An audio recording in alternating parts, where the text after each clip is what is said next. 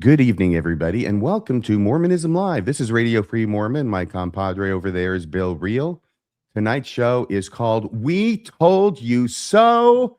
Boy, did we tell you so. What am I talking about that we told you so? LDS church membership tanks. We have been saying this all along. For as long as I've been podcasting, I don't know about you, Bill, but it has been obvious ever since in 2010. That's 16 years ago, 2010, when the church historian Marlon Jensen said publicly that the church has not been losing more members in its history than it is now since 1837 in Kirtland, which was famous for people fleeing the church. So all I thought was, if the church historian, who sounds like he might be in a position to know a thing or two, says that publicly, I can believe him. And so that's where I started, is if he's going to say this, then it's probably true. And I will echo his sentiment, not with joy, not with sadness. It touches me not whether the church grows or shrinks. I don't think it has anything to do with its truth claims, whether it grows or shrinks. All I'm saying is that it is remarkable what has happened since, because at the same time that the church has made change after change after change after change after change, which have obviously had the effect of making the church function on a smaller level, okay? Getting rid of things, allowing other things to be done. We'll talk about some of those tonight. One of the most obvious of those, one of the biggest, and it was kind of early on, was when they got rid of the high priest group in every ward and consolidated them with the elders' quorum. And we're going, why are they doing that? Well, they're getting rid of three elders, three male priesthood holders who would be in the high priest group leadership. All right, so you don't have to have those anymore. And then they got rid of the young men's presidency in the wards and put that on the bishop. Step after step, they are doing things that indicate they're losing members, that they don't even have enough priesthood holders to properly staff wards anymore. So they have to start cutting corners. Every time we've talked about those, and we have talked about, I think, all of them, we have said this shows that the church is losing membership. And over and over again, people who are in leadership in the church and people who are apologists for the church have decried what we said, accused us of lying, if not just being mistaken, and continued to harp on this trope coming from Salt Lake City that in spite of everything, the church really is growing. So in the midst of all this now, this guy named Jeff Strong comes forward with his book called Torn. And can you tell the folks a little bit about that book, Bill? I'm afraid I've been demagoguing a bit. No, I love it. Let me say first, you pointed to the front end of all of these changes, and you named getting rid of the high priest completely and having all the old men and all the young men move into one group called the Elders Quorum. And then you go to the back end of this, and we were talking about this before the show started, but just recently, just in the last couple of years, they've gotten rid of young men's presidencies. And said, Bishop, we know you have enough on your plate. All the bishops in the church are like, oh, I'm overwhelmed. And what we did was we just piled more on top of them and said, you're also going to be the ones responsible with meeting with the young men every week and handling what the young men's presidency used to. When you are a growing, thriving church, you create new callings. You don't find ways to do more with less or less with less, which has been the pattern of the LDS church. Now, on to Jeff Strong and Torn. Jeff Strong, author of the book Torn. You can buy it on Amazon. What he's done is he's done a ton of research, both his own, where they've sent out surveys and collected data back, and he got an overwhelming response to that. I don't remember the exact number, maybe around 2,000. Okay. I can't remember. Thousands at least. Thousands. And the response to that was really good, much better than he expected it to be. And it allowed him to go through, and they asked really good questions. And you'll see a lot of this tonight. They go through a ton of data. By the way, you can go on to Jeff Strong's website for his book Torn. And if you just put your email address in, you'll get the first 3 chapters, and you'll get another document that I think has all of his sources and stuff on it. And you can go look at the research and the data yourself. He promised people that if they helped do the survey and helped him collect the data, that he would willingly hand the data back over to any of us who wanted it, and he's done as much. In his book, he goes through the data that he's collected and also data that he has noticed in other places. Pew Research, for instance, is one of them. And he goes through all of that and he lays out reasons, motives, what happens when someone leaves, how many people are leaving. And every image I've seen depicting data from his book has caught me off guard. And I go, oh my goodness, like we've been saying this has been happening. Mm-hmm. His graphs, his data points, I think speak explicitly about the loss of members in the LDS church. And the big takeaway for me, and the thing that I have committed to memory, is that according to his research, which seems extensive and well done, 40% of active Mormons have left the church in the last 25 years. Let me repeat that. Active Mormons. 25% of active Mormons have left, 20% of active Mormons. 40%. This is why I need to memorize this. 40%. See, even I can't believe it's that bad. I'm still really trying to get my head around it. 40% of active Mormons have left the church in the last 25 years. And I understand that his actual research showed it's closer to 47%, but he didn't want anybody to think that he was rounding up. Yeah. And I'll add one thing. When I joined the Sandusky Ward in Northern Ohio in 1996, and I'm so excited to be a Mormon. I jump in, I made the assistant ward mission leader. I'm going out with the missionaries. We had tons of baptisms that year. Only two of us stayed active, me and Shirley Dress. She's since passed away. But Sister Dress and I were the only two who were active on that list. But I, in my ward, and what little bit I knew about my stake, again, you're a new member and really the ward is all you know. You don't really know the stake membership very well. But in my ward, we had one guy. He was in the bishopric, Gene Hamlin. Gene, if you're out there, kudos to you. You figured it out before the rest of us. Gene Hamlin was in the bishopric, and then he's the ward mission leader, and then he just like stops going to church like this. And there were whisperings from people who knew him that he had left over problematic church history. And at the time, I'm delving into the questions and I'm finding the apologetics so much fun and interesting. And I really grab onto those that I think, man, he's so silly. He left for a silly reason. But he was the only person I knew. Folks out there, how many people do you know today? Like, you go back to 1996 and all of us who were active in the church, you were lucky if you knew a person or two who left over church history. How many do you know today? I have people from my old ward in Ohio who go like, yeah, so-and-so left and so-and-so left. And so it makes so much sense to my reasonable mind that this data is accurate. And if and the apologist in the church want to tell you a different story, and we'll get into that tonight as well. But I'll just note, like, what do the data points that you know about, what did they say? And to me, my awareness of people, so many more people in the last 10 years have left that I know about. And in 1996, it was just one, good old Gene Hamlin. Yes. And every step along the way, when we've been talking about this and saying this shows the church is shrinking, and maybe there'd be a study here or a study there that would support that conclusion. But in the teeth of that, we kept getting contradicted by the leaders of the church, the people who actually have access to the statistics but won't share them, but they at least know what they are, right? And they're saying, no, church is growing. It's never grown so much. There were times when I was wondering, am I getting this wrong?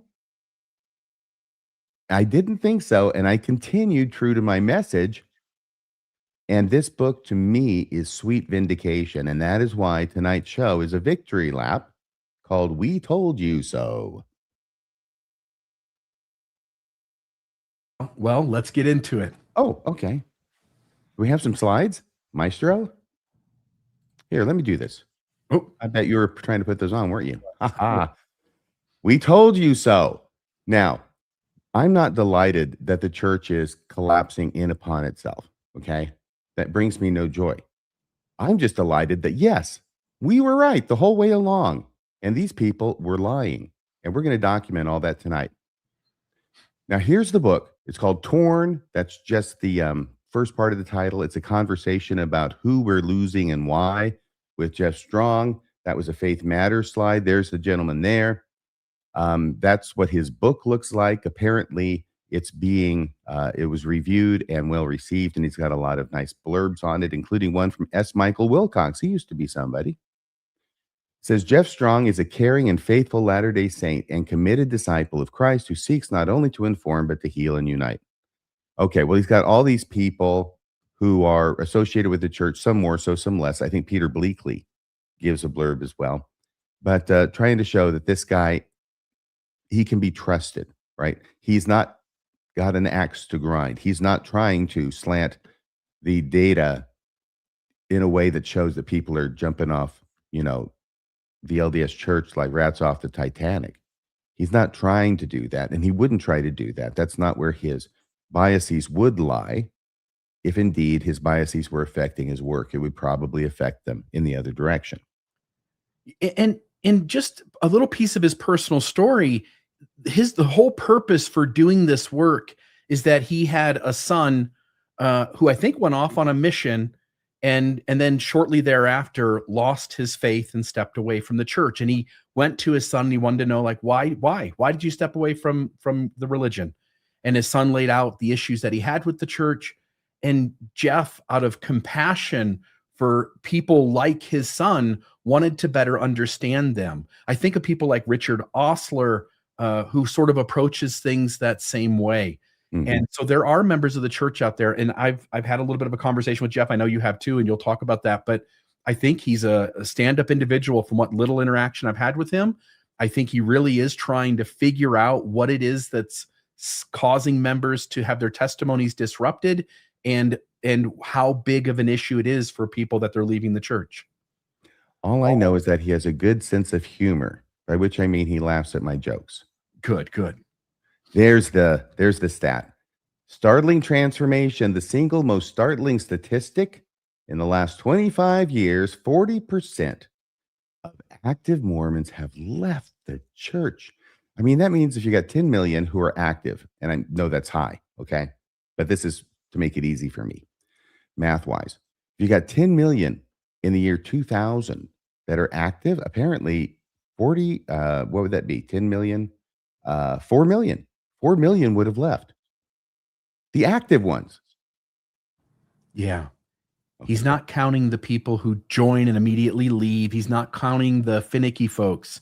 These are the folks who have, in his survey, have expressed to him that there was a point in their life where they were stalwart, active, faithful members of the church. Yeah. I'll say one more thing, and we'll get to it here in a moment. Okay. The church ought to be concerned about that other 60% too, because there are some data points about that leftover 60%. Mm-hmm. That it does not look good for them either. Yeah.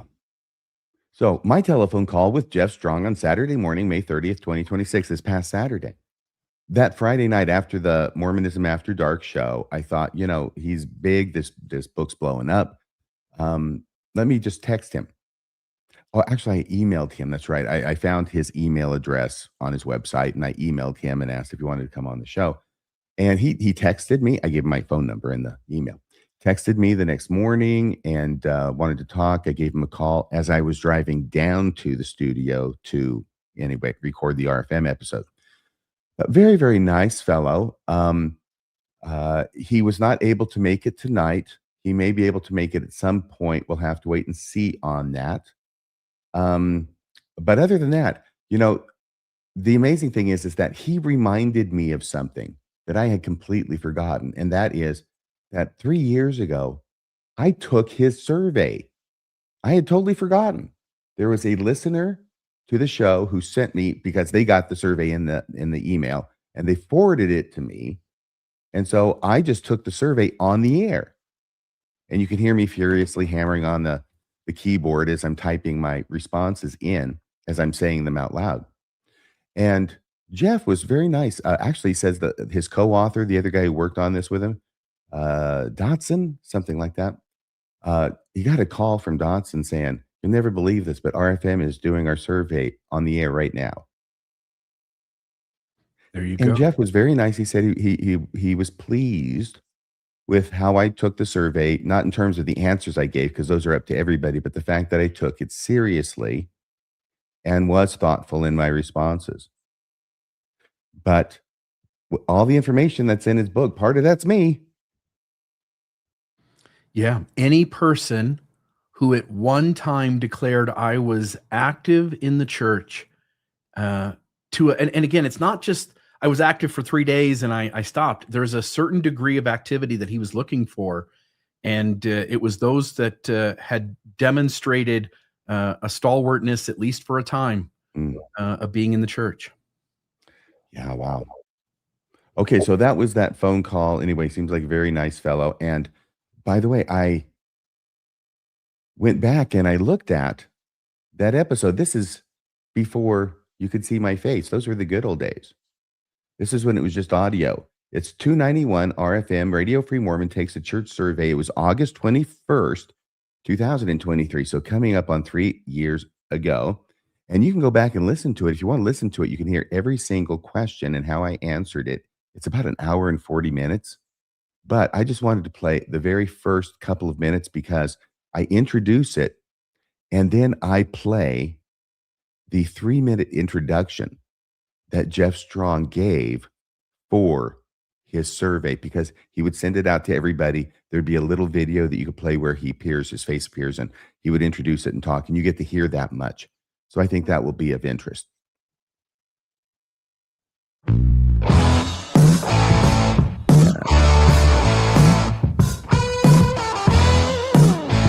Been a while, baby.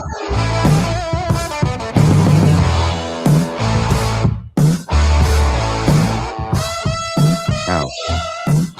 Testing 1 2 3. Testing 1 2 3. This is Radio Free Mormon on the air, broadcasting behind enemy lines. Tonight's episode, RFM takes a church survey. I think by this time we are all aware that the church does a number of surveys among its membership in order to find out where they sit on different issues.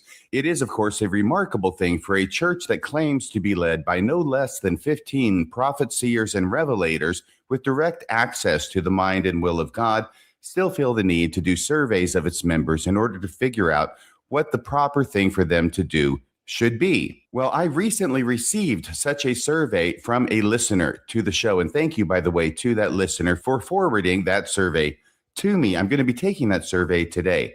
Now, this survey purports to not be a church survey. I need to put that out there at the beginning. And yet, I think the results of the survey will end up in the hands of church leaders at some point. The individual who created this survey is named Jeff Strong. I know that because he introduces himself in a brief 3-minute or so introduction to the survey at the outset. There's a nice video of him. He talks about his background in the church. He appears to be, for all intents and purposes, a very active member of the church and likely well placed within the church as far as leadership goes. He will make a point at the end of his introduction of making it clear to the audience that the church is not behind this survey. You'll hear that when we get to the end of his introduction, which I'm going to play for you now.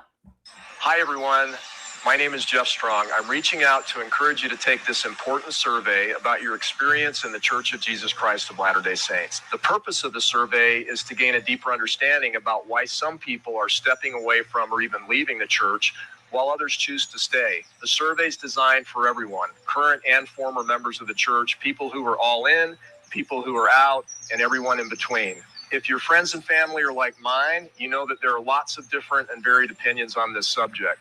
I see great value in having a more accurate and common understanding of what's really happening and why. I served as a mission president for 3 years. Prior to that, while also teaching at BYU, I worked as a senior advisor for the church on a global church communication and culture project. It was an awesome experience. It gave me the opportunity to listen to Latter-day Saints and people of many other faith traditions talk about their experiences with God, with faith, with religion, with church culture, and importantly, what brings them to and takes them away from belief. I learned a lot. I'd like to learn more. This survey will take you about 25 minutes to complete. Your responses will be anonymous and confidential. Now, I recognize that 25 minutes is a significant amount of time. My hope is that you'll see this as an important personal contribution you can make to this conversation in our community. I promise you that I'll do my part to use this information to help everybody that's being impacted by this issue. Now, importantly, this survey is not being initiated by the church, nor is it affiliated with the church. It's something that I'm doing myself because I think it's important. I need your help. Thank you. So, as you just heard Jeff Strong tell us, this survey is not initiated by the church. It's not affiliated. Thank you very much. Yeah. Well, at the time, I thought he was probably full of shit, but as it turns out, he wasn't. Obviously, this wasn't affiliated or instituted by the church, because if it had been, these results would never have seen the light of day. Yeah. This isn't again, I'll go back to the Swedish Rescue, and was it not James Faust? Who was it? Who went there? It was Marlon Jensen and Rick Turley. No. Later on, he had the document in his briefcase that answered all the Tom Perry. Tom Perry, who's a lawyer himself, right? I thought he was a farmer. Okay, he might have been. But he said he had all the answers to the questions in his briefcase. Yes. And never wanted to show them. And they may have, in fact, turned out to be the future gospel topic essays, which have gone through numerous revisions prior to being put on the church's website. The church had lots of good intentions to begin with, as they said, oh no, we're going to express this so fully to everyone. And then they became very short, carefully worded denials. Yeah, Jeff, I think, did all of us a good deed collecting this data and expounding on it. Yeah, I think probably more business, but I think he had a background as a young person on the farm. All right. Well, so that was, yeah, I mean, look at this guy. Look what he's doing. He's courting disaster, but he's getting the results out there, and the results are amazing.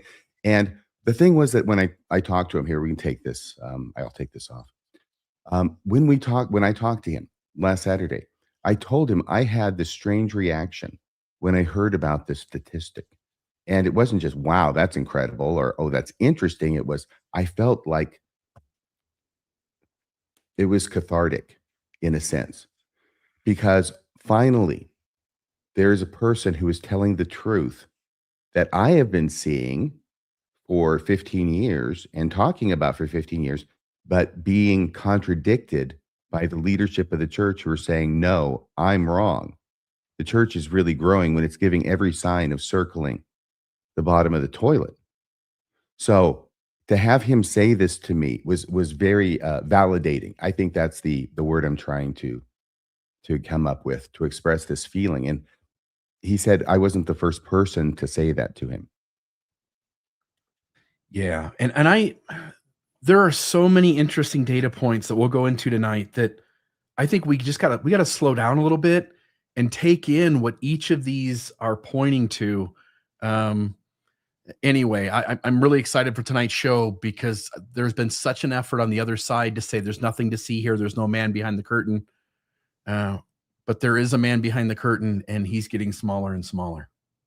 Yes. So do you want to take us through these slides here, Bill, the main data points? Yeah, I can do that. So the first one here, let me just skip ahead to this one. This is the one we've talked about. The 40% of formerly active members claim. Strong's central estimate is that approximately 40% of formerly active members in the U.S. have disaffiliated since the year 2000, representing roughly 900,000 to 1.2 million formerly active members. Now, I love this data point, because all you have to do is go, okay, there's 40%. What do we got to do to get to active? We've all been saying that in a church that's bragging about 17 million people, that we think that at best, there is somewhere in the range of 3 and 3.5 million actually active members of the church. Yeah. Maybe when you look at this, 900,000 to 1.2 million of that formerly, whatever it was. Again, if those people didn't leave, we'd be a church of, let's say, 5 or 6 million. Yeah. 40% of them have stepped away. I will note, at one place in his model in the data, again, you can go download the first 3 chapters. You can go read it. There was some of his data that indicated the number might actually be higher. There was one place where it indicated it might be as high as 47%, but he is deliberately choosing to round down a little bit to be conservative. So Yes. So it might actually be a bigger problem than even he's letting on, just to note. So there's that one. Okay. Smart move on his part, by the way. That reminds me of something I would do. Yeah, and I think we all get it. Again, I was in the Sandusky ward. There were 428 individuals on our ward roster, and there was 115 people showing up for church on Sunday. Eventually, we get up a little higher, but eventually it went back down again to 120 or so. So if you are in most wards in the church, especially out in the mission field, that probably seems pretty normal.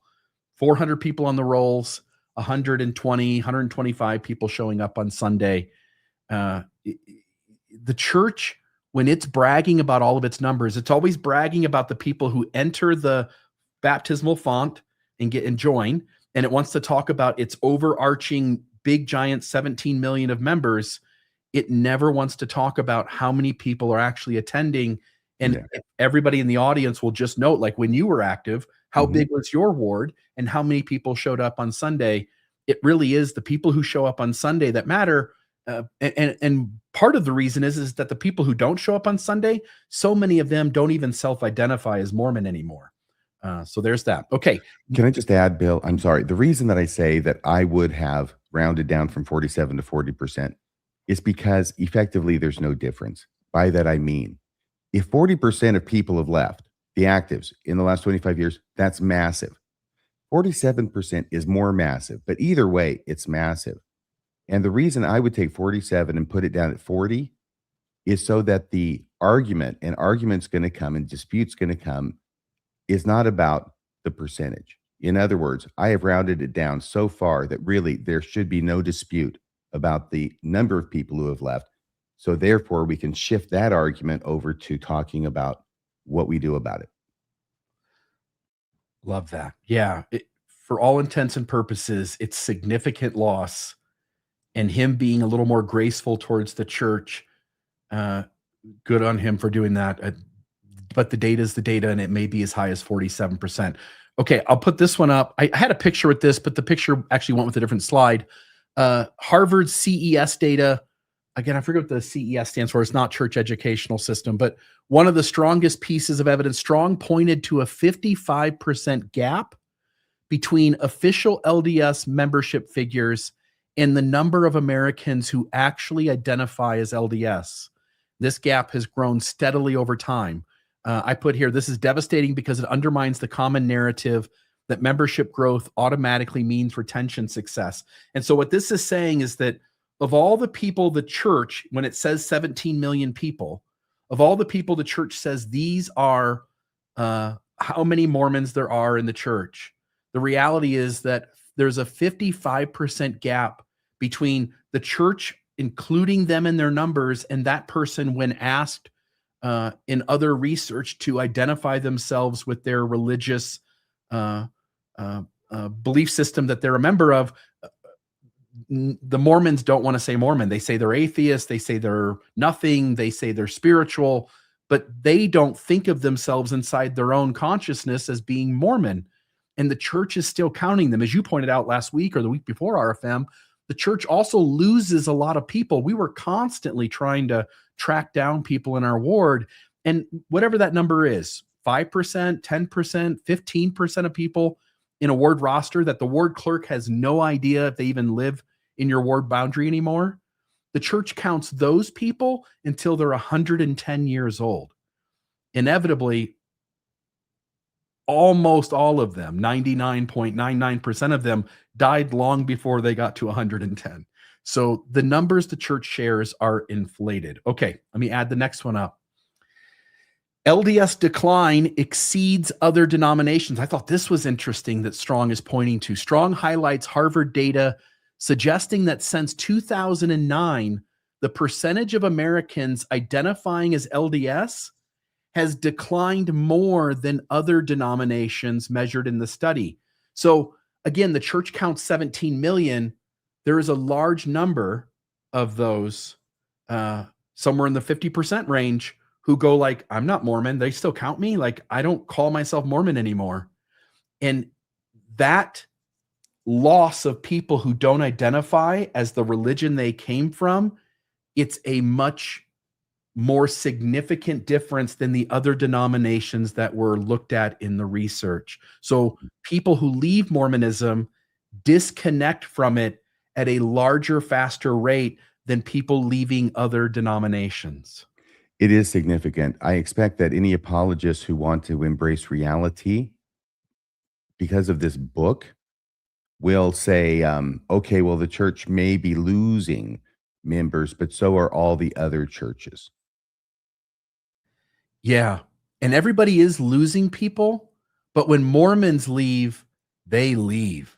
They do not look back in, someone is in, I think a Catholic. Catholic Church has its own host of problems. There are so many people that when they leave Catholicism, they still go like, I'm Catholic, I don't go, but I'm still Catholic. When Mormons leave Mormonism, they're like, don't you dare call me Mormon anymore. I don't want anything to do with that religion. I'm something else. I don't identify as LDS. I don't identify as Mormon. And that idea from apologists that everybody's leaving churches. Well, apparently Mormons are leaving in greater numbers even than others. Yeah. Yeah. And some people may say maybe not leaving, disaffiliating completely. That difference is bigger in Mormonism than other religions. Okay. Number 4, young adult retention collapse. Pew data cited in the appendices of Strong's work, 75% retention among LDS young adults raised in the faith in 2007. In other words, you were a kid in the church in 2007, and 75% of you stayed active as adults. In 2024, 56%. So of all the people who were 10-year-olds in the church in 2024, or I should say that, of all the people who were children in the church, if we go back enough years, in 2024, only 56% of them were still active as adults. Now, this is LDS young adults. This is not dealing with the older members of the church, but that's a massive shift in just 2 decades, 75% retention down to 56% retention. Looked at it the other way, it's 1 out of 4 are leaving, not being retained, right? And then in 2007, and then in 2024, practically 2 out of 4 are leaving. Yeah. And I put Jeff Strong's graph up in the top right corner. And to me, this is mind blowing. Again, he's showing it right there. 56%. Which statement best describes your current belief? This is among respondents who self-identified as previously being completely or mostly active. These were stalwart members of the church. And what he's noting is that 44% of people of that group are completely gone. Of the 56% who remain, only 25% of them are true literal believers. 13% believe most things, mostly content. 18% of that 56% who stayed are active, but no longer believe the church is what it claims. It's not only that the church has lost 40% of its active membership in those couple of decades, it is that of the people remaining, about a third of them say, I don't believe it. I'm just here because my wife's in, or I got to maintain appearances for my parents, or I love being here and serving the people, but I don't believe it. And they don't. The other one here was, this was a general society survey. Share raised LDS who stayed LDS as adults in the 1970s and 80s. Again, we said this earlier, 77% retention rate. 76% retention rate in the 1990s. Mormonism was bragging so much back then. They were killing it. They were comparing ourselves to the Catholics, who were about 50-50 on that. I remember. Yeah. You go to 2020s, only 38% of Latter-day Saints who were raised LDS stayed in the LDS church as adults. So there's that one. Okay. Number 5. Female retention is deteriorating even faster than male retention. Jeff Strong notes that younger LDS women are remaining affiliated at dramatically lower rates than previous generations. with retention among younger women around 40% versus nearly 60% among older women. And this may connect directly to later church emphasis on women, female visibility, and attempts to elevate women's voices. We'll get to some of those changes later, but we shouldn't disbelieve this. Jared Halverson himself told us this is true. More women are leaving religion than men are. That's shocking to me as a historian of religion in America. There was actually a great article I read called Religious History is Women's History. Women have always outnumbered men, not at the pulpit, but in the pew, as if that made everybody feel better. But what he was pointing to, he says religion generally, but he knows it's in our faith as well. We saw this graph shared. I think this was in the Salt Lake Tribune. Yeah, down bottom right, Salt Lake Tribune. We've shared this on the newscast at least 3 times. The church has always been more women than men. 2007, you can see that, 55 to 45, basically. 2014, it's still true, 53 to 47. You get to 23 and 24, 2023, 2024, for the first time ever, there is 52% men, 50 and 47, 48% women. Women are not staying. You wonder why the church is making garments not cover anything. You wonder why they've taken sexism out of the temple, because the church sees a problem. By the way, if a woman stays in the church and a man leaves and they have kids, they get together and they have children, almost assuredly the woman's going to win that argument and the kids are going to be raised Mormon and in the church. But when you have the woman out and the man in, those kids aren't going to stay. That mother is going to, in most situations, more than 50% of the time, that mother is going to have the influence to go, not on my watch. They're not going. The church knows that it may not have a giant, huge problem in this moment, but in another generation or two, it is going to be plagued by this data that shows the membership going downward. I think the problem is right now they're in the canoe heading for the waterfall. Yes. And unless they do something about it now, they're not going to be able to do anything about it later. Yeah. Okay, there's that. Number 6, Utah is secularizing rapidly. Strong cites that there's been 111% increase in Utah's religious nuns. Okay, so that means that however many there were nuns whenever he started this data collection, today there's more than twice as many nuns as there was then. Largest increase of any state in the union, 432% increase in Intermountain West LDS disaffiliation since 2000. That means 4 times more people have disaffiliated in 2000, becoming nuns, departing religion generally. That is particularly important because Utah has traditionally been Mormonism's safest territory. I've got an article here from the Salt Lake Tribune, latest from Mormon land. LDS membership drops for the first time in the United States. And then they have a secondary story about Apostle updates his divorce remarks. But this was April 16, 2026.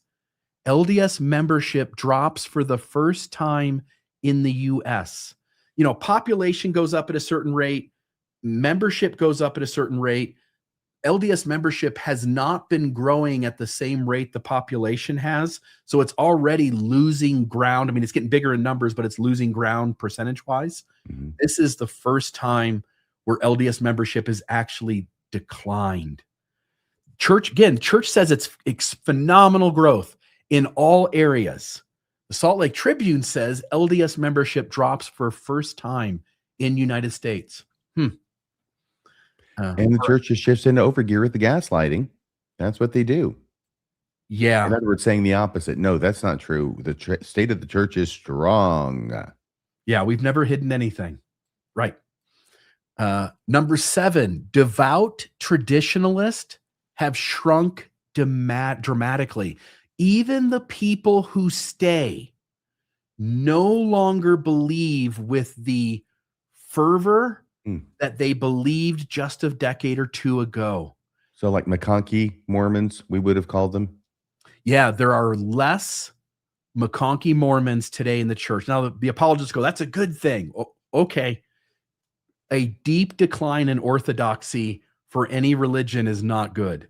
It is an indication that people are getting watered down about their beliefs. They're not as excited, loyal, intentional. They want a less rigid religion because they don't want to follow all the rules. They don't want to believe all the beliefs. And it says here, using Pew-based segmentation, Jeff Strong cites research suggesting that devout traditionalists may have fallen from roughly 50% of the U.S. Latter-day Saint membership to around 23%. Half of the Orthodox people that existed, again, I don't know what his starting year was, but a decade or two ago, half of them today would still be considered Orthodox. Orthodoxy has gone down the drain. And I want to know, again, we're not the only ones pointing to this. Jeff Strong's not the only one pointing to this. Salt Lake Tribune, October 6th, 2025. Active Latter-day Saints increasingly abandoning Orthodox views. The people in the pews, writes the author of a new study, and that might be Jeff Strong, are not the same as a generation ago. Mormons don't want to do a rigid Mormonism anymore. They are bailing on it, even if they stay. All right. Why are people leaving? Do you want to go from here or do you want me to keep going? Let's see about why people are leaving. Can I see this next one? Please. Oh, yeah. Well, I tell you what, let me just do a little bit, okay? Just to keep me awake here and engaged. While the LDS narrative, sorry, everybody, Bill has done a number of slides in this program, and his are all together as the thing. So it's like one long story, and then I have my slides, which are at the end. And so we have this. I tell you what, since you know this stuff really well, could you go ahead and do it, Bill? Yeah. So while the LDS narrative, oops, I bumped a button here. So while the LDS narrative is that people leave because they are lazy, sinful, or lack faith, Jeff Strong's data says that 42% of the people who left, again, 40 to 47% of people have stepped away, and 42% of them say they left because of church history. And I put in brackets there, truth claims, because that's really what it's pointing to. If someone leaves over church history, they're leaving because the church's truth claims don't match the historical documentary record.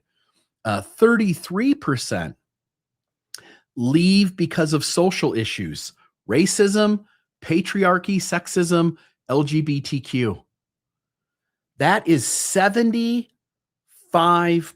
of people leave because of truth claims or how the church treats its marginalized or vulnerable segments of its membership.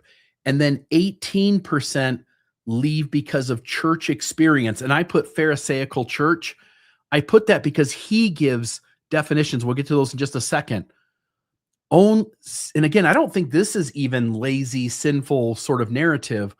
But if you want to make that argument, only 6% of people left because the church is too abrasive and spiritually void. And again, I put in parentheses there, not fulfilling, and leaders are gross. I say that because the way he names these, wave one, again, this is the 6%. The only group you could even start to name as lazy or sinful is wave one. And he puts, I couldn't keep living this way.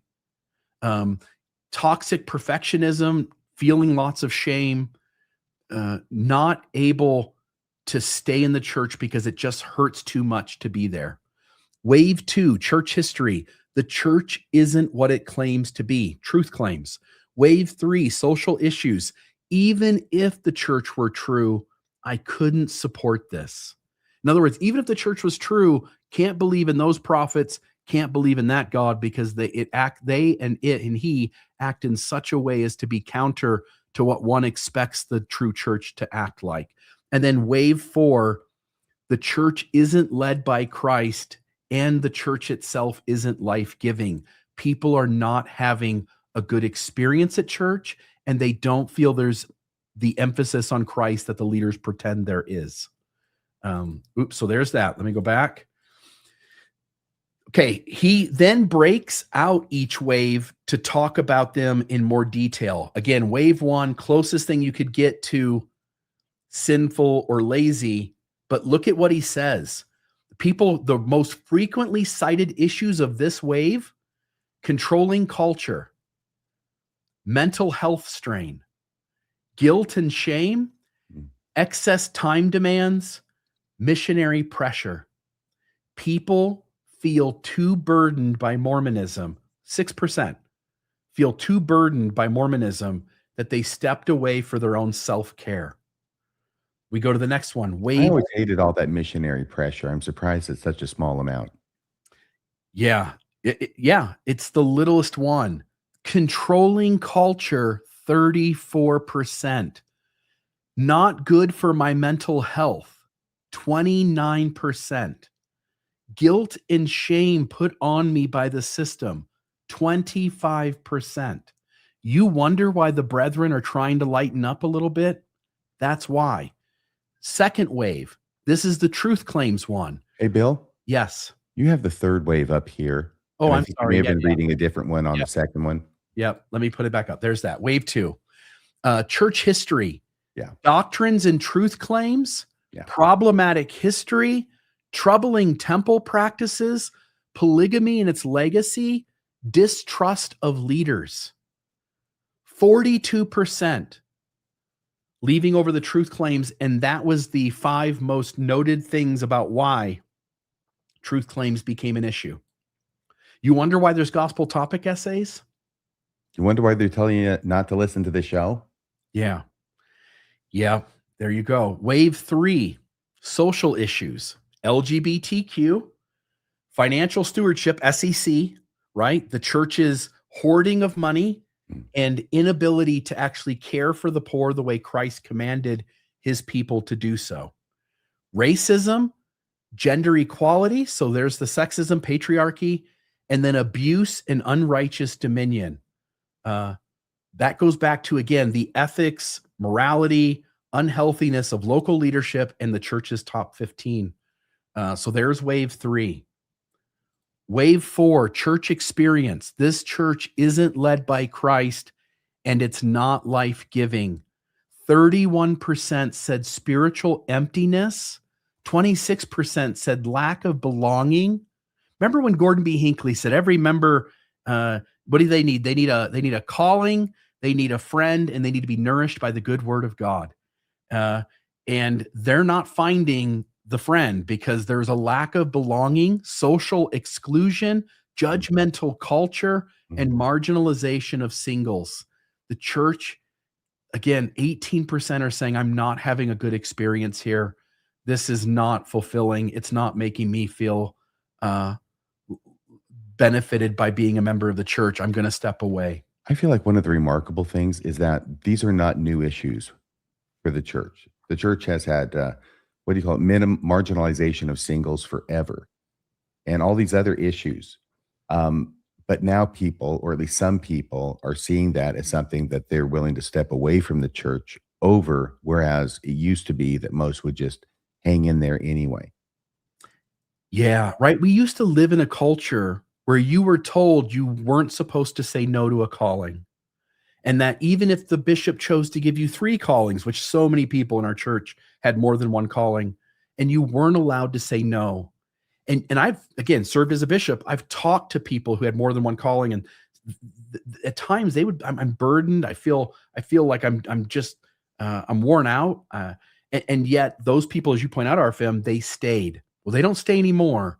It's too heavy and they step away. And I know that we've given tons of compliments to Jeff. And Jeff, if you're listening, by the way, I expect Jeff will actually listen to tonight's episode. I have one negative thing to say to you tonight, Jeff, and it shows up here. You'll see it here in a second, but it shows up in other places too. You're not the only person who does this.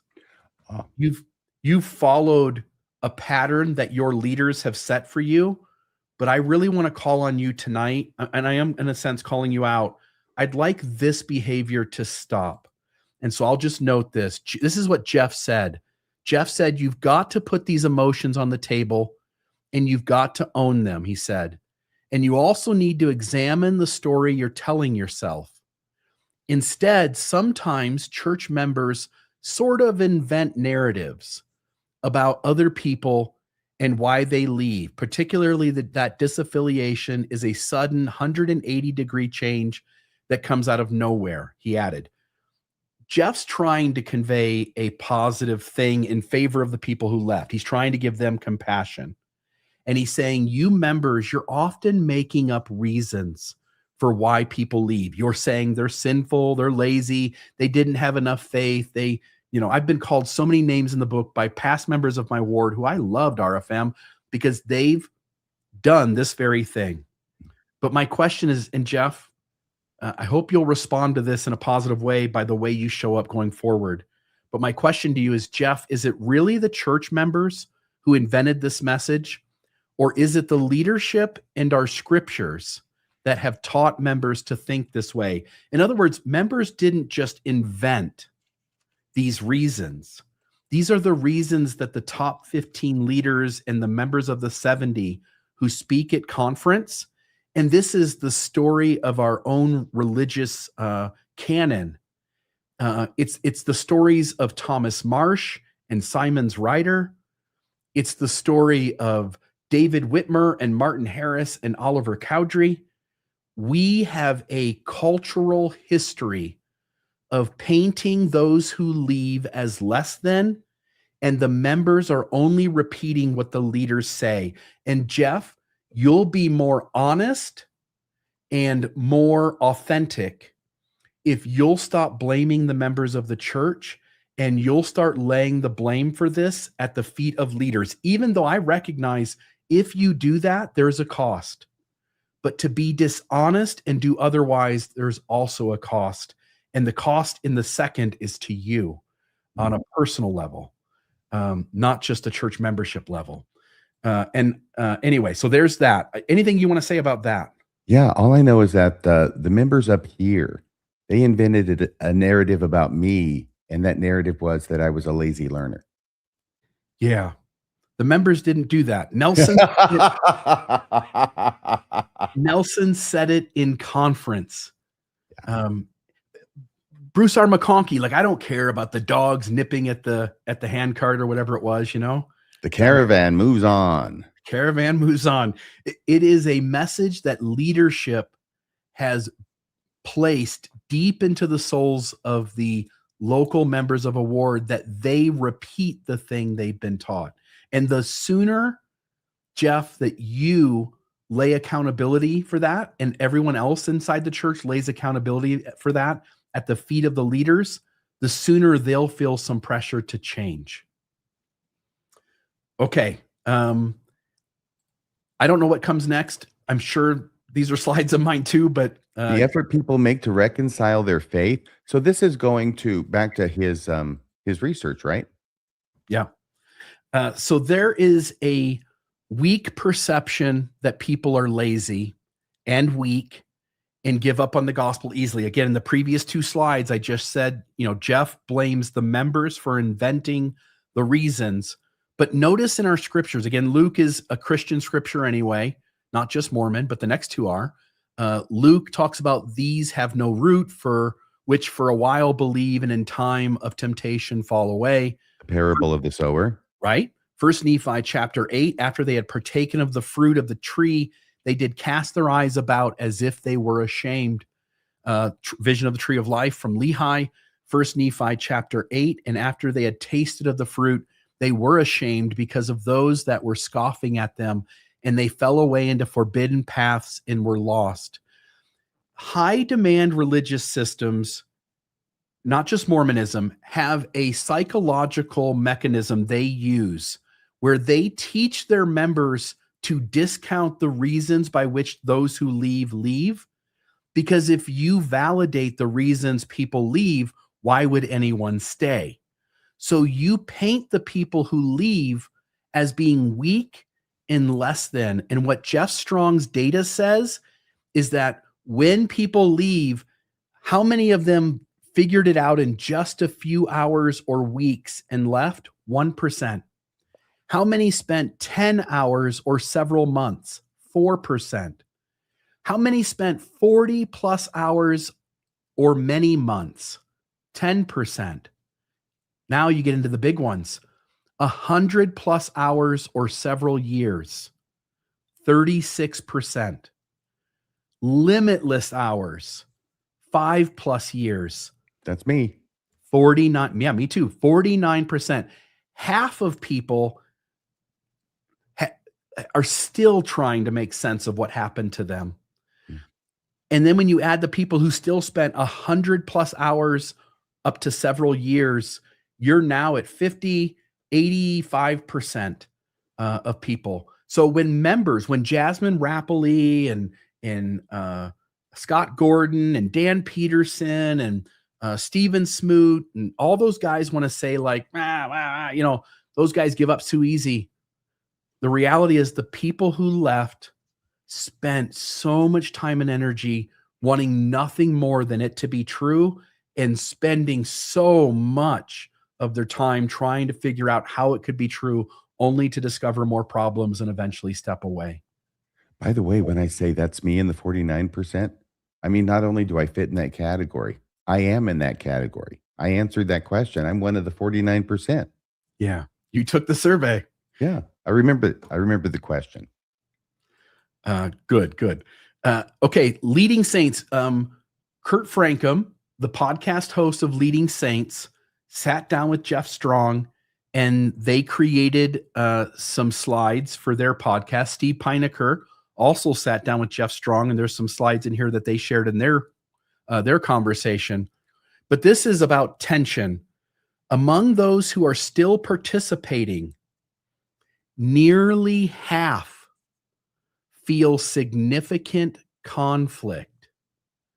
Half the people in the pews are not comfortable with what Mormonism is and their place in it. Belonging, more than half do not feel a strong sense of belonging in their ward or branch. 60%. Comfort level, more than half, 61%, said they are not comfortable with the Mormon culture. That's big. That seems so big to me. Here I put members spoke on what their preferred priorities are. People were asked, like, what would you like Mormonism to focus on? And then what do you think Mormonism is actually focusing on? So the blue is what members think the church should focus on. The gray is what members think the church focuses on. Does that make sense, RFM?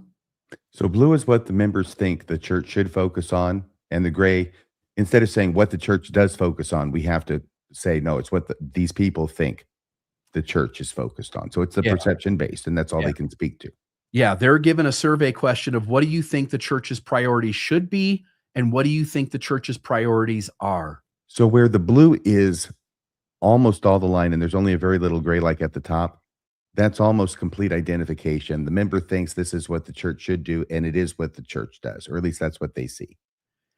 Yeah, so for instance, the very top one, the members think that the church should love and care for the poor and needy.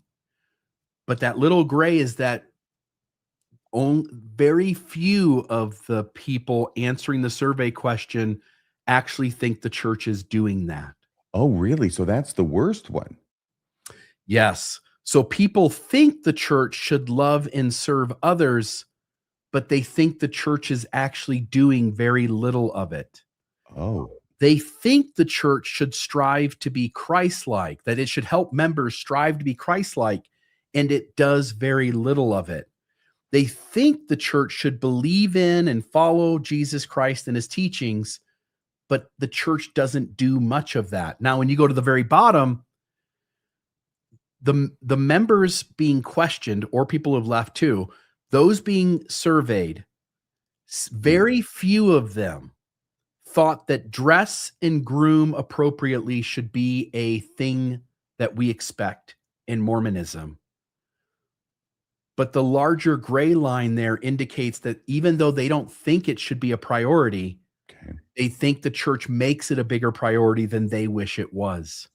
They think the church makes serving a full-time mission a bigger priority than they think it should be. Which one They is that, the mission? The second from the bottom. The third Oh, from the bottom is keep the word of wisdom. Members don't think keeping the word of wisdom should be a big deal. Whether I drink a coffee or tea should not impact whether I get to heaven or not. But the church thinks drinking coffee or tea is a big deal, and members notice that. Attending the temple, members don't care that much, but they know that the church cares. Yeah. Being sealed in the temple, following church leaders, stay on the covenant path. Members don't care as much as they perceive the church caring about it. One is a spirit, compassion bound way of doing things, and the other one is a rules bound way of doing things. And what people are noting is that they wish the church was more of a spiritual, compassionate place to be, but they're noting that the church is a rule bound place to be. And I think that matches all of our experiences inside the church. What do you think the church, why do you think the church culture is the way it is? Look at these answers. 42% said because of tradition. By the way, in a religion led by prophets, seers, and revelators, you shouldn't be ran by tradition. You should have an aliveness to make shifts and changes that make you better and healthier on the spot. But it's an irony. Tradition is always the thing that we laughed at the more mainline Protestant and Catholic churches for having. They've got their traditions, and those are not a substitute for revelation. We knew that as missionaries. yeah, and notice in all of these, which ones have a negative connotation, and even the ones that have a neutral connotation, there seems to be a placing a negative connotation on it. So for instance, tradition is just tradition. But there seems to be a recognition that we are just doing things the way we used to do things, which isn't always helpful. Community is another one that I see as neutral. But people say that community is the second biggest reason for why the church culture is the way it is. And I might say that that's just human nature. Like humans are in the system like every other system, and so human nature shows up. Leadership, again, that's sort of neutral, but the way this survey seems to be trying to point at a problem, leadership is named as the third biggest reason why the church culture is the way it is. Now, notice all the rest of them in the negative connotation: misunderstanding, judgment, generational influence, fear, isolation, complacency, and arrogance. This is why when people are questioned why they think the church culture is the way it is, and more than half of those have an absolute negative connotation to them. Even community, which is second from the top and on its face, not really either good or bad. It says the expectations of conformity to group norms, to be accepted and belong in the church. So even that seems a bit negative. Yeah. Look at the top one: tradition, persistent, long-standing customs and practices that are resistant to necessary change and adaptation. Leadership, church leader influence on member beliefs, behaviors via teachings, policies, hierarchy. Again, that one doesn't say anything negative. It's the only one that doesn't. But by the connotation of the entire thing here, it appears that these are all reasons the church culture is as dysfunctional and as unhealthy as people perceive it to be. That is basically Mormon culture right there in a graph. Yeah. Yeah.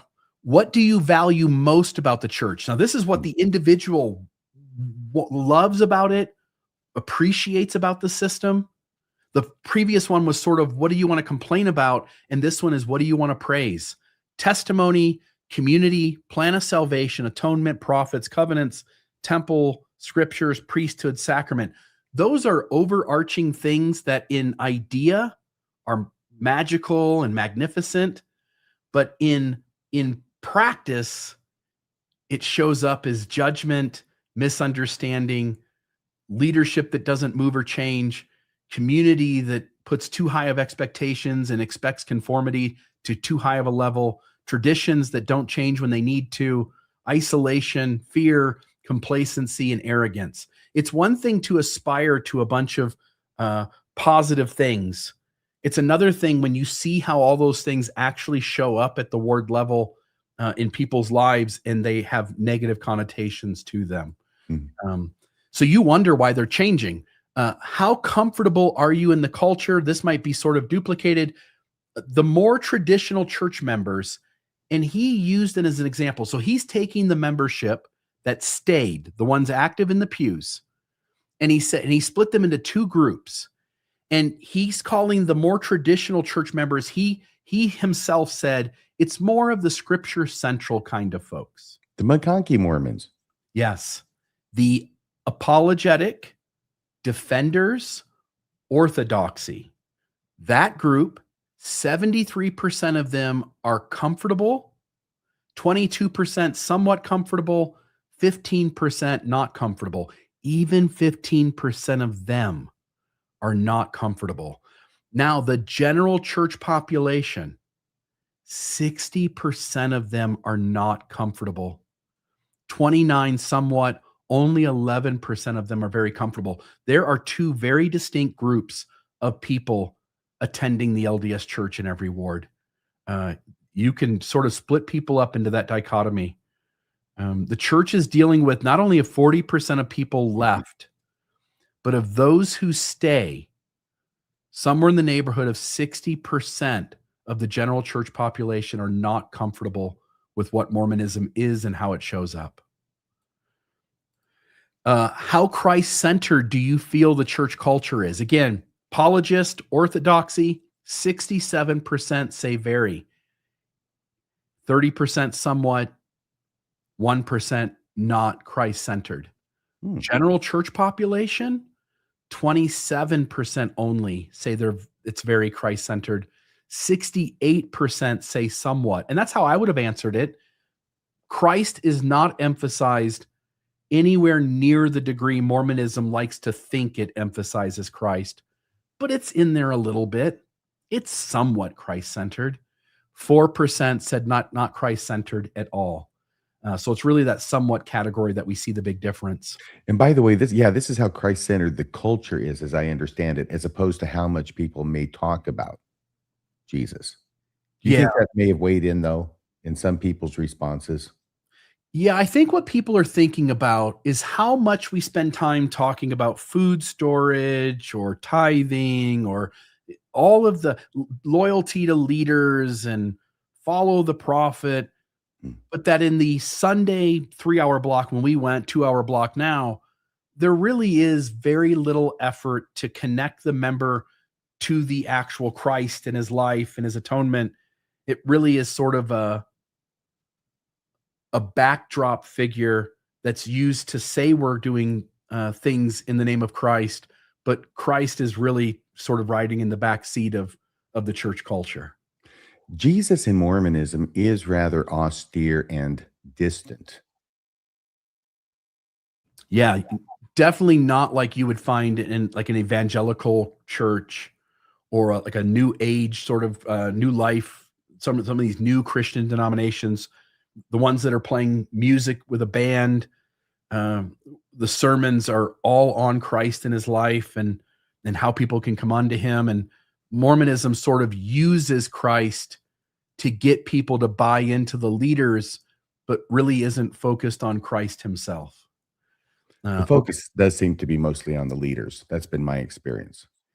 Yeah. And I think we're heading towards the end of the data points. This was a section I titled When Latter-day Saints Attempt to Talk to Someone About Their Doubts and Criticisms. And so it said most people who leave do tell a church member about their faith crisis or faith deconstruction. 83%, by the way, according to the research. So every person who had a faith crisis, 83% of them reached out to someone to talk about it. How did that go, though? Conversations were with their peers, their spouses, their friends. More than half of them said that those conversations were helpful and supportive. also about half of them said those conversations were not helpful and not supportive. But who was the worst person to take your faith crisis to? It was a bishop or stake president, with only 5% of those conversations and interactions being helpful, 56% neutral, so it didn't help, but it didn't make anything worse, and 39% not helpful. I think that's a big, again, which one of those 4 categories, spouses and friends, parents, bishop and stake president, relief society president, which of those 4 does the church hierarchy have the most influence on? And it's the bishop and stake president, and they're performing the worst. By the way, I will argue that they're performing exactly the way the church wants them to, which is to treat people with faith crises like they have a plague. The moment you realize you can't fix it, you treat them like a plague and you get them the hell out of here. And that's what church leadership to some degree does. Okay, there's that. And then I think this is the last one in this section. How did your faith transition impact your relationship with God and with the church? With the church, 88% of people who had a faith crisis said their relationship with the church was weakened. Only 32% said their relationship with God was weakened. Mormons in faith crisis realize immediately there is a big difference between God and allegedly his church. And they're disconnecting those two pretty easily. And while the leaders of the church are blaming God for everything, the members who have a faith crisis and leave realize that it's just a dysfunctional, unhealthy church. So am I reading that correctly, that these stats show that 51% of people who leave the church retain actually their belief in God is strengthened? Yeah. That's different than what I usually hear, which is that the vast majority of people who leave the church become atheists or agnostic. Yeah. People maintain some spirituality connection to something out there, and at the very least, they're not blaming that, whatever that is. You can call it God. They're not blaming God. They're realizing that whatever the church fails at, it's failing because it's not God. It's a institution invented by Joseph Smith and managed by everyone after. And Mormonism's failings don't necessarily mean that God failed. Rather, those two things are completely distinct and separate from each other. Okay. Thank you. Yeah. Would those who left be willing to come back? Now, this is a very important thing that you've come up with, because he talks about, of those who have left, of that 40%, there's like 55% who say, not on your life. I would never, ever come back to church. I don't care what you did. But there's 45% who goes, I don't know. Maybe I'd come back to church if you did this, that, and the other thing. Yeah. And we're going to learn what this and that and what the other thing is. So would they return? Strong's findings show that 55%, as you said, say they will not return. 45% said, yeah, if you did something. Among those willing to return, the most cited changes were 46% said less rigid and legalistic culture with more love and compassion. Hey, you top 15, we're looking at you. You set the tone. You create the culture. Knock off the lying, knock off the obfuscation, knock off the rigidness. So 46%. By the way, these add up to way more than 100. So people were allowed to give more than one answer. Yes, and I did not answer any of those because I was in the 55% who would never in a million years. Yeah, me either. 46% less rigid, less legalistic culture, more love and compassion. 43% less prescriptive approach to core beliefs. Let people drink a frickin' cup of coffee. Let it go, guys. You're losing. Is it really worth the coffee thing to lose? Like, are you willing to keep this data going down? Members walking out the door and leaving, Or are you willing to just swallow your pride, let your ego get in check and start creating a church that lets people feel more love and inclusiveness? 35% said better treatment and greater voice for women. Wonder why we're making changes. 31% said leadership, honesty, humility, and accountability. Mm. Leaders, we all see you lie. We all see you distance yourself from being accountable, and it's catching up with you. Unfortunately, the leaders consider the matter closed. Yeah, that's the problem, RFM. They are, their egos are afraid of what it would mean if they acknowledged out in the open just how much they've lied about and how much they hide. But Closing the discussion before it's begun is the humble thing to do. But the church leaders need to understand it's not fooling anybody. The members are seeing it. They're naming it. They're saying, look, I might come back, but not if you guys keep this bullshit up. You're going to have to stop the bullshit. Are church leaders willing not to pretend stopping the bullshit? You're already doing the pretending. We still see that.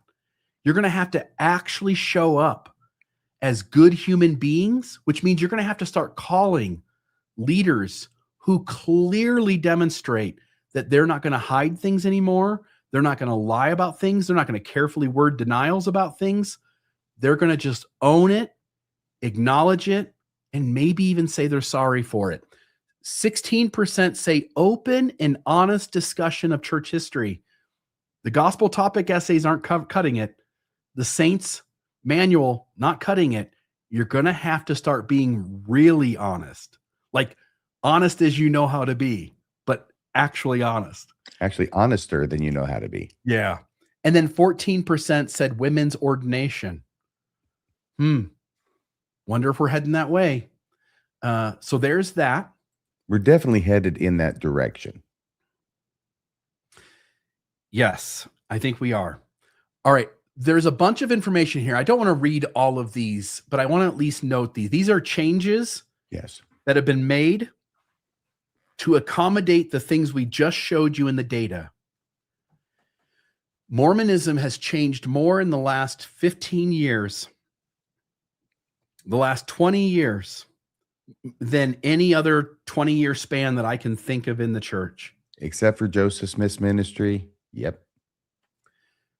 So here, again, church history is the issue. What has the church done?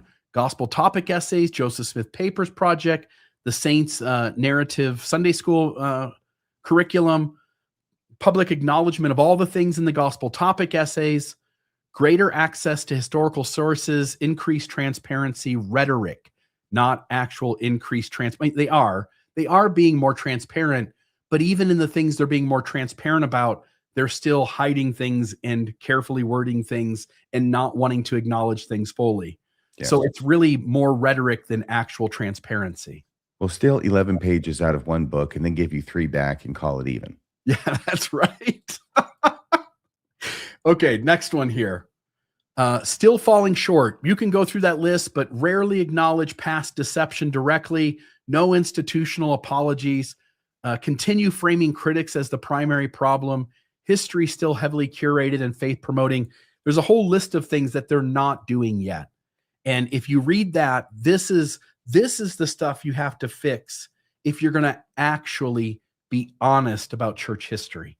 By the way, structurally speaking, Bill, this is these tie into what these people who have left, the 45% who said they might return, and it is as if the church is aware that people who have left, there's a large number of those people who might be willing to return if the church made changes along the lines that are reflected here. And that's 1, 2, 3, 4, 5, 6, 7, from less rigid and legalistic to women's ordination.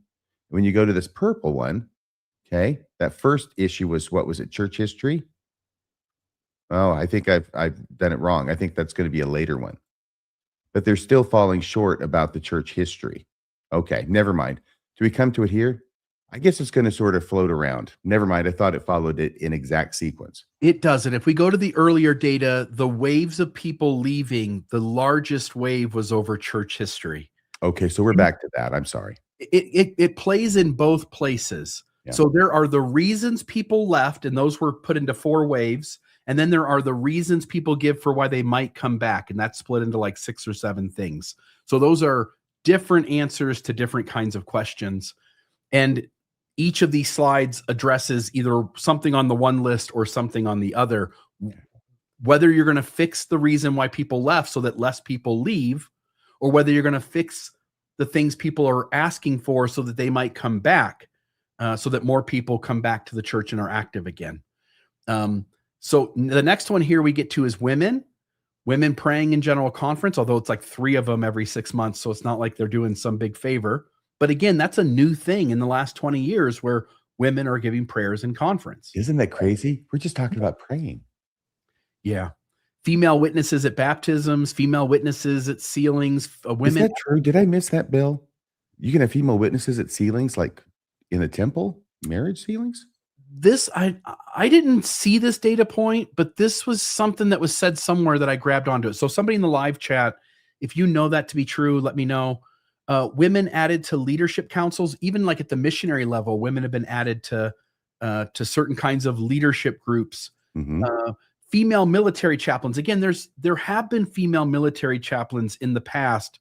The church has given it greater sanction in the last 20 years. Female area advisors. I don't know what that means. Yeah, it would not be the priesthood kind of thing.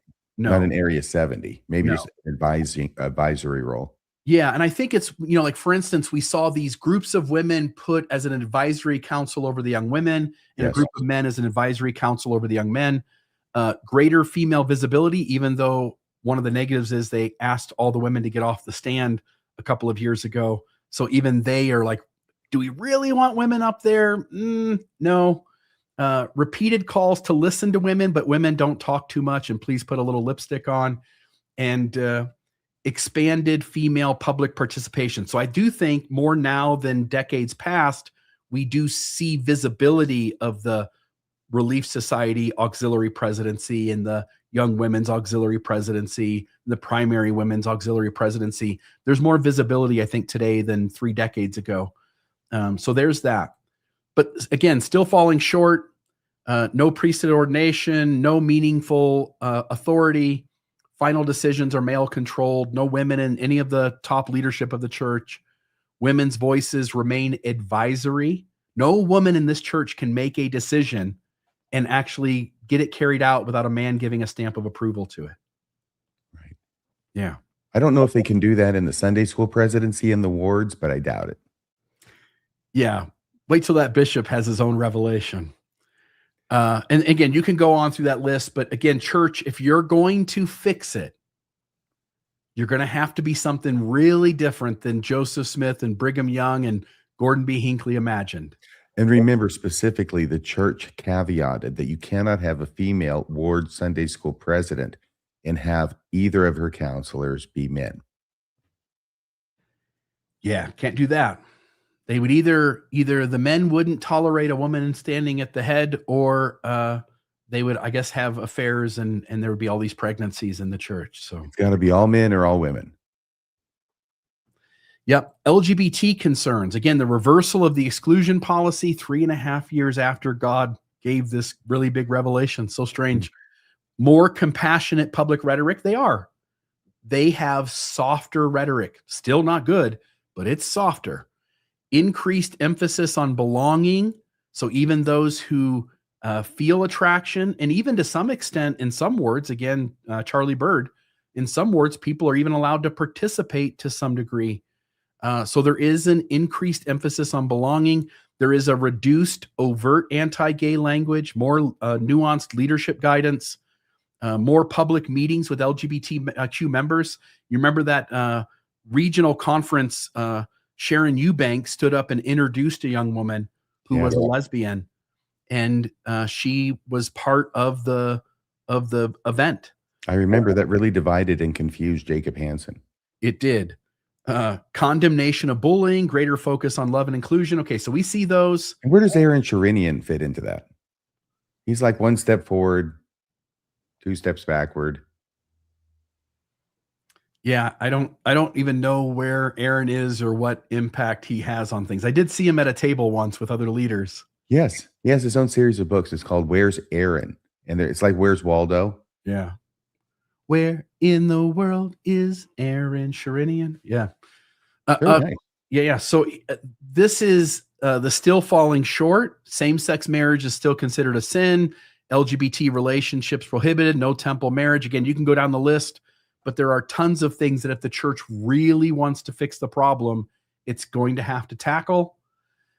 Legalism and cultural rigidity. They've gone down to 2-hour church, home-centered gospel learning. May go down to one, but I don't know. They just changed the schedule. That's right, to make it almost completely ineffectual. It's like, who is in charge of this boat? I want to see the survey question sent out by the church that if we did 1-hour church, would you be happier or more sad? I want to know the answer to that. Well, it's like when you get the question out there on the mission field. Well, if you were given the opportunity to extend your mission, would you or would you not? And there's immediately the pressure to say you would. Yep. Relaxed missionary communication rules, relaxed missionary dress standard, revised strength of youth, greater emphasis on personal revelation, although really, reduced checklist-based language. Again, they've softened up. There is a greater emphasis on personal revelation, as long as you understand that your personal revelation has to agree with our corporate revelation. Yeah. When you look at the For Strength of Youth pamphlet today, it is softer language. It's more principle-based youth standards. I agree. Increased focus on individual agency, less micromanagement of daily behavior, but you're still falling short, right? It's still a worthiness culture. Temple recommend interviews. Obedience is still prioritized. Conformity still strongly rewarded. Cultural expectations often exceed doctrine. By the way, I'll just say here, the church is trying to fix it. Guys, if you don't fix it fast enough, the membership drop in a generation or two is enormous. And it may not seem like a big thing in this moment as it dwindles down, but in a generation or two or three, you either have to fix these problems or you end up with a significantly smaller active membership than you have today. Yeah, you want the young women staying in the church, not the older women, for obvious reasons. Otherwise, you're not going to have a church in another generation or two. So here's the thing. You guys have tried everything else. How about just telling the truth? You're going down the tubes anyway, maybe not financially, but membership-wise. Before it goes all the way down the tank, okay, why don't you just try telling the truth and see what happens? Yeah, if you tell the truth, though, you can't go back. You can't tell everybody that you effed it up. You screwed the pooch 1,000 times. And then 10 years later go, we take that back. We didn't do that. So you have one person do it so that if things go sideways, then you can castigate them and excommunicate them while they're sitting on their coffin at Mountain Meadows. Yeah. But as we're saying, RFM, the church wants to do this at a certain pace. They realize they can't do it too fast. It disrupts the older generation of believers. But as you point out, you can't do it this slow either. I know you see the changes happening in the last 15 years, and you and I go, that's a lot of changes. But also, the people in this space, it's not enough changes. And so you're going to have to change at an even faster pace. And as you point out, RFM, the best thing might be to just tell the truth. It's going to mean the church isn't what it claimed to be. It's not true in the way we told people, but it might get to a place that it is beneficial enough, rewarding enough, contributes to a happy, healthy life enough that people stay. And you better cater to, as you pointed out, RFM, you better cater to the young people and forget about the 60, 70, and 80-year-olds because they're 10, 20 years away from not being in the church anyway because they died. Had you gone on to the next slide? I was wondering if you were reading. Yes, I think you're reading off this slide Well, before. I didn't say any of that, but yes, Okay. worthiness culture remains. Maybe I did. Temple recommend interviews remain. Obedience still prioritized. Orthodoxy still functions as a status marker. Questioning still viewed suspiciously. Leadership deference remains expected. The whole It says unwritten rules still dominate, and they do. And it's so funny because now I look at it and I think, what better way to keep people in control than to have a system of rules that's not written down? to the extent where Boyd K. Packer told everybody the unwritten order of things, Yes, which finally allowed it to be recorded and written. exactly. I think that was his whole point from the beginning. Okay, there's that. Leadership trust, greater historical disclosure, the gospel topic essays, the Joseph Smith Papers Project, the Saints Project, increased transparency rhetoric, more public discussion of difficult history, limited financial reporting in some countries where it's required, occasional public corrections, more accessible historical sources, some leaders showing greater humility. Who? Uchtdorf in the past, not Uchtdorf in the present. Mm. Um, That was back before the other apostles beat the humility out of him.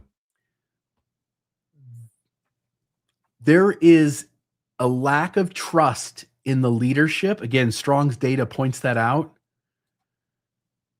The church is trying to fix it by issuing carefully worded denials as the gospel topic essays, carefully worded curriculum in the Saints Manual, selective publishing of things with the Joseph Smith Papers Project. By the way, they'll say, like, what do you mean selective publishing? Where's the letter where Oliver Cowdery says a dirty, filthy, nasty scrape? It's not on the church's Joseph Smith Papers Project. It doesn't exist there. They're still hiding things. The William Clayton diaries. They just recently released the 1886 vision of John Taylor, the Council of 50 Minutes a few years ago. Yeah, so still falling short. There's still no institutional accountability, no formal apologies for major deceptions. And that's been 140 years, hasn't it? Since 1886. Is my math right? Yeah, and they lied about it in 33 and just left it sitting there until just what it was, 6 months ago. Like President Oak said, we've been hiding that a long time. They have. Again, I've said it numerous times. We both laugh at it. When Oak said that, he was talking about the 1970 Ensign article. I think it was Ensign, maybe Liahona. Improvement era, right before it became Ensign. Written by James B. Allen, who was the right-hand man of Leonard Arrington in the church history department. And Allen's article in the 1970 Ensign cannot be found on the church's website. If you go to churchofjesuschrist.org, LDS.org if you want the shortcut, and you try to find that 1970 article, you can't. Mm-hmm. When Oak says we've been hiding that for a long time, he's indicating he's telling a joke, but he means it. He actually is they still are hiding it. You have to go to Mormon Think to find that freaking article. You can't find it anywhere on the church's website. Why? Because they're hiding it for a long time.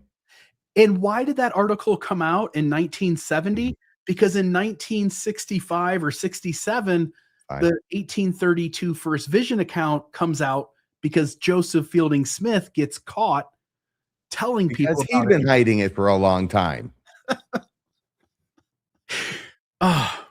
So when you go through this list, you recognize, like, they're really not being honest. They're being more honest, but you guys still have a long way to go to be really honest. The lectures on faith used to be the Doctrine and the Doctrine and Covenants. Try and find it on the church website. I wish you luck. Yeah. You guys created a gospel topic essays where you had to click a certain polygamy essay. Then you had to click within that essay to go to more troublesome history. Yes. And then you had to click a third time to get to the Kirtland and Nauvoo essay. Yeah, this one's going to set your hair on fire. That was the name of that link. Go back.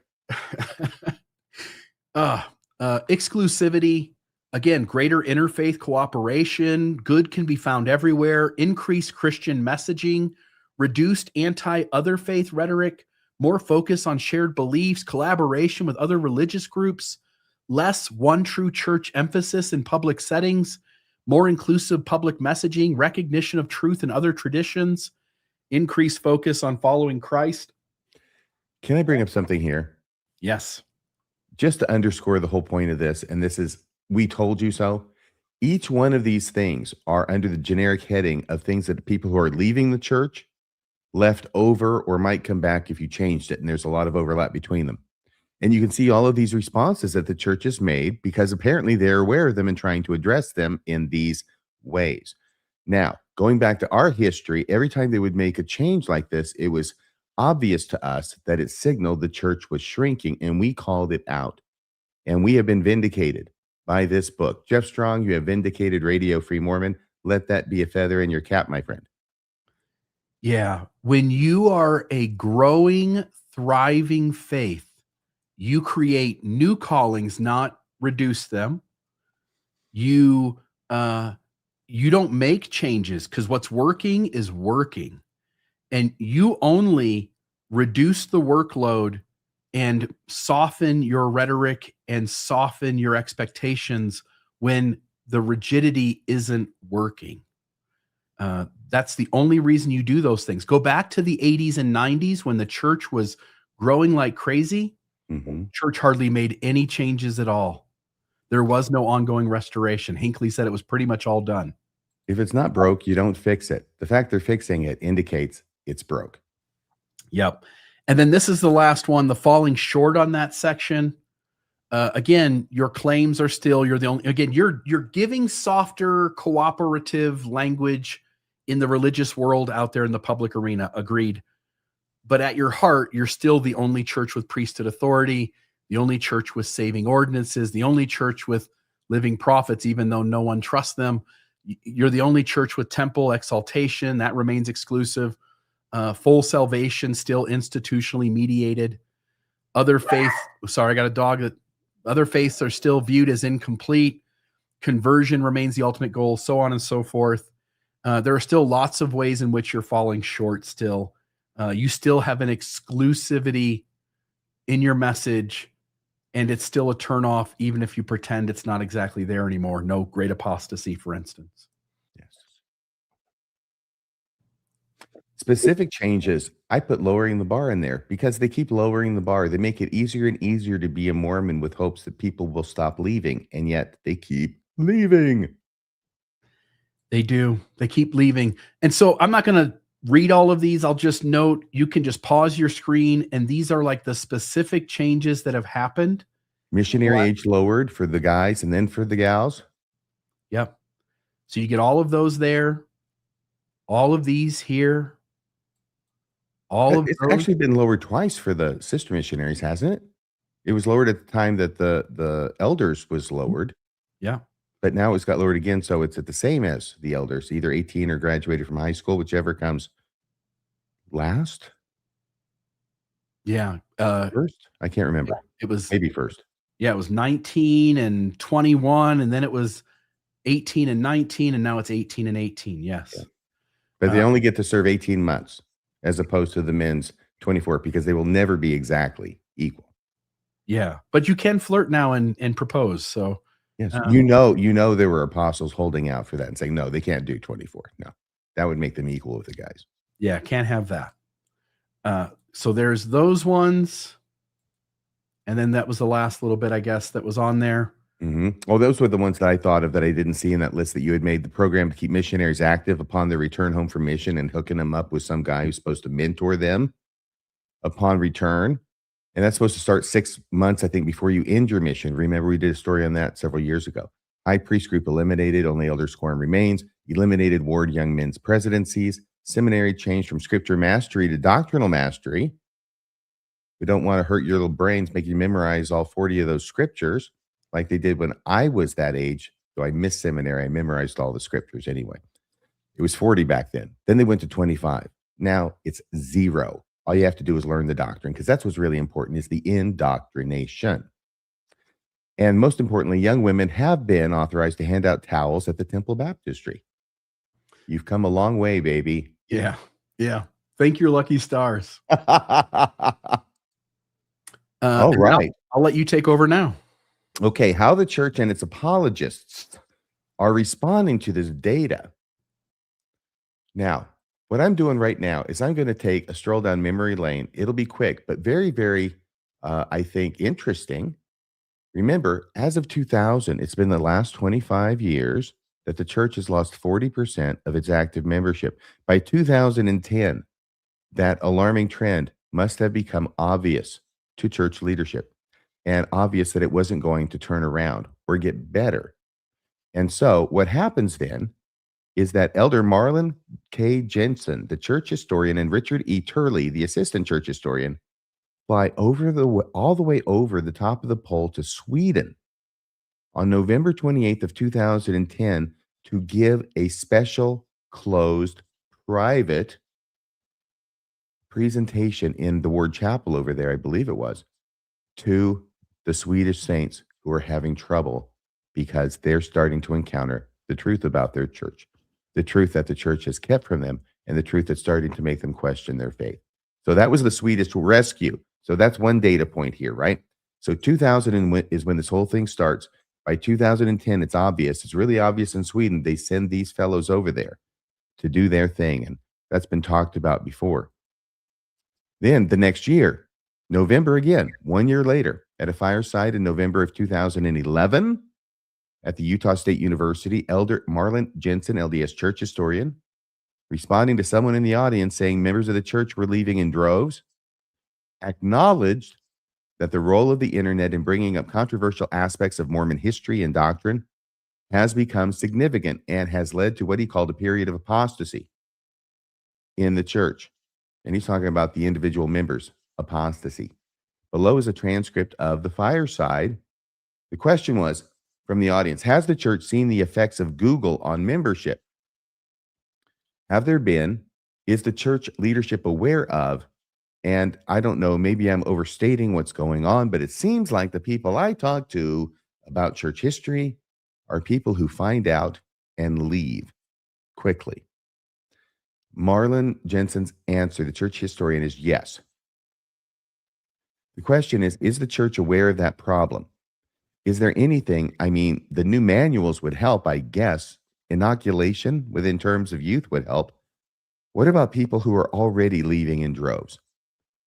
Answer from Marlon Jensen. We are aware. We are aware. That sounds like he's agreeing with exactly what this guy is saying, that people are leaving in droves. We are aware. Maybe I'll just say this. You know what? I often get this question. Do the brethren really know? They do. The brethren know. Thank you for sharing that with us. Then the question was obscured by crosstalk. And Marlon Jensen goes on. Can you read this part, this answer? Bill and I've underlined part of it, of course. Yeah, he says, and I'm not speaking of mean men that are above me in the hierarchy of the church. They really do know, and they really care. And they realize that maybe since Kirtland, we've never had a period of, I'll call it apostasy, like we're having right now, largely over these issues. So we do have another initiative that we've called Answers to Gospel Questions. This becomes the Gospel Topic Essays. Yeah. We're trying to figure out exactly what channels to deliver it in, because we don't want anyone to see it that isn't already in a faith crisis. Mm-hmm. Delivered in exactly what format to put it in, but we want to have a place where people can go. Can I just go ahead and add that what you just said, Bill, about it may have sounded snarky, and I know it was a bit, but that's what his successor in office as church historian, Elder Snow, said. He admitted that the rollout of the Gospel Topics essays was done in such a way as to try and keep it from coming to the knowledge of people who didn't absolutely need to read it. In other words, people having real trouble with that issue. Yeah. In fact, when we get to the next thing and the next time you talk for a second, I'll go find a response from Stephen Snow when he's being interviewed by Blair Hodges for the Maxwell Institute. That plays right in line with this, where he acknowledged that the church has not always been a transparent church leadership. He did that. He said that too. I remember. Yes.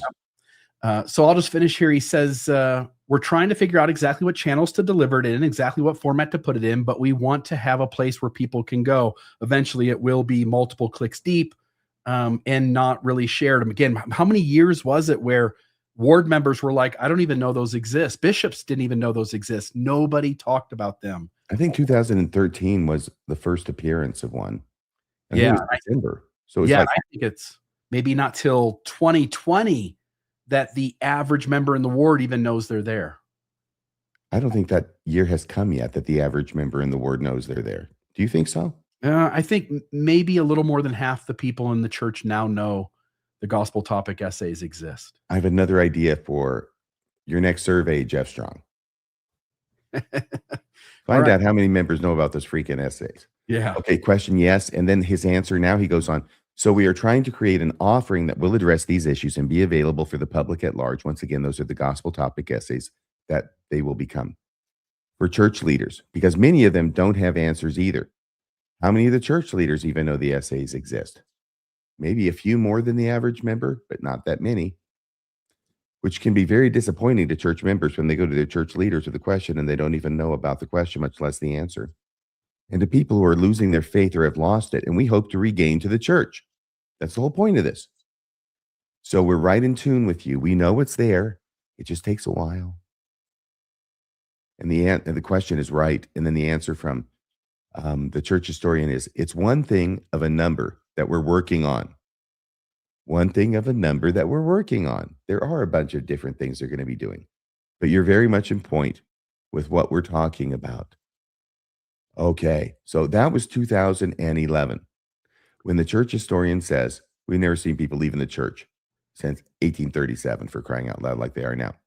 The church did lean on him. So he had to come back and walk that back and saying, look, it's not that bad. It's not like the Titanic or anything. I think he did work the Titanic in there. He had to walk it back. But I'm going to believe the guy who wasn't being pressured by the church. In other words, the first thing that he said, I think that's more likely to be true. 100%. I did find that thing. So this is BYU, Neil A. Maxwell Institute. This was back in 2013, November 6th. This was a question and answer between Blair Hodges, who at the time, I think he still does, but at the time for sure, worked at the Maxwell Institute. And he interviews Elder Stephen Snow, who I think had either just become church historian. Yep. Elder Stephen Snow recently replaced Elder Marlon K. Jensen as church historian. So they get into some questions and answers here on the church's increasing openness with regard to history. So Blair Hodges asked Stephen Snow, the new church historian at the time, of the church's increasing openness with regard to history. Now listen to this answer. My view is that being open about our history solves a whole lot more problems than it creates. Well, we'll see. We might not have all the answers, but if we are open and we now have pretty remarkable transparency, then I think in the long run that will serve us well. Now, here's the money line. I think in the past there was a tendency to keep a lot of the records closed or at least not give access to information. We've never hidden anything, Elder Ballard said. He says, but the world has changed in the last generation with access to information on the internet. We can't continue that pattern. What pattern? Of hiding things. Because people have access to it because of the internet. So because of that, I guess we're going to have to be a little more transparent. And then the last line, I think we need to continue to be more open, which means at least at the time of this, they were still hiding things. And that's shown up to be true because more things have been released since this time. Namely, I can name easily off the top of my head, the Council of 50 Minutes and that 1886 Revelation with John Taylor. Mm-hmm. Very good. Thank you for finding that. So now we go to 2015. Remember 2010 Swedish Rescue, 2011. Church historian Jensen says apostasy is going on. And now 2015, we have Elder Quentin Cook, who in General Conference gives a talk called The Lord is My Light, in which he states this, because they know the church is losing members, okay? They're hand over fist. They're leaving in droves. This is 2015. They know the word is getting out that this is happening. And those allegations are coming to the ears of the apostles. So Quentin Cook goes up in general conference and on live TV broadcast around the world says, no, we've heard about this, but no, that's not true. That's not true. Church is strong, stronger than it's ever been. And that in a talk titled, The Lord is My Light. Sometimes the irony can be really delicious. Concerns. Some have asserted that more members are leaving the church today and that there is more doubt and unbelief than in the past. This is simply not true. The Church of Jesus Christ of Latter-day Saints has never been stronger. The number of members removing their names from the records of the church has always been very small and is significantly less in recent years than in the past. The increase in demonstrably measurable areas, such as endowed members with the current temple recommend, adult full tithe payers, and those serving missions, has been dramatic. Let me say again, the church has never been stronger. How about the demonstrable aspects of how many active members are there in the church? The one you won't tell us. Bill, what did you think about that? That's kind of really breathtaking now that we know what was really going on from Jeff Strong's book, Torn. Yeah. When Quentin Cook said this, there was a graph available. He was pointing to a data point. He makes the argument that people asking to have their name removed is significantly less than it was in times past. And at the time he said this, and again, I won't be able to do it justice. I can only express to you what it was, and I won't be able to find it again. If somebody out there remembers this or has access to this graph, I would love for it to be shared again, because I'd love to put it into the public record. But there was this one anomaly back in like 1985 or 1987, 1989, somewhere in that range, late 80s, 1990, 1991, somewhere right in there, where the church had this little blip of people having their names removed. And it might have been the Mark Hoffman thing. I don't know what it was, but something happened and a bunch of people had their names removed. And when he says what he says, he's not exactly lying, but he's not telling the truth. He is making it sound to the listener like people having their name removed is this low, and in years past, it was always up here. No, there's 1 year back in those late 80s, early 90s, where there's one blip year that was higher than the year past that he's referring to. And he is using a juxtaposition of those two data points, last year's resignations with that year in the late 80s or early 90s. And he's acting as if there was a trend when it's really just this anomaly. And he uses that to justify what he says. There's no doubt every year from the time he's talking to the 5 years before that, that there are more people having their name removed than any other 5-year span prior, going all the way back to the Kirtland Safety Society. It is 2026 now, June 3rd, 2026. That was 2015. This 40% of active members leaving the church started in 2000, which is 15 years before Elder Cook is speaking. If you would go back and play the first two sentences that he says, I will ask you once again whether he is being honest. We won't get into the details that he tries to hide under, but notice what he says at the very outset. Concerns. Some have asserted that more members are leaving the church today and that there is more doubt and unbelief than in the past. This is simply not true. The Church of Jesus Christ of Latter-day Saints has never been stronger. There you go. Would you cut it? Is that true what he said, according to the research published in this book?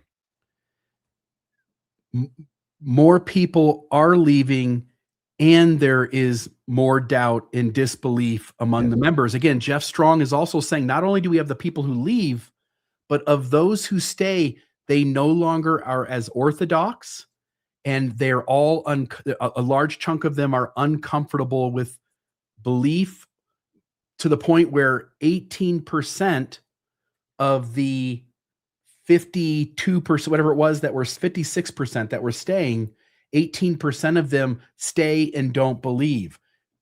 Quentin Cook is wrong on both of his statements, and he would have known at that time, because as you point out, it's over a decade earlier that Jeff Strong starts to see this data showing up. Quentin Cook is lying on both accounts. He knows better. Yes, and then he tries to get away with it by, after stating those things that he knows are not true, then trying to hide in these little details, the game that you were talking about. Yeah. So there he is. That's 2015 April with that statement.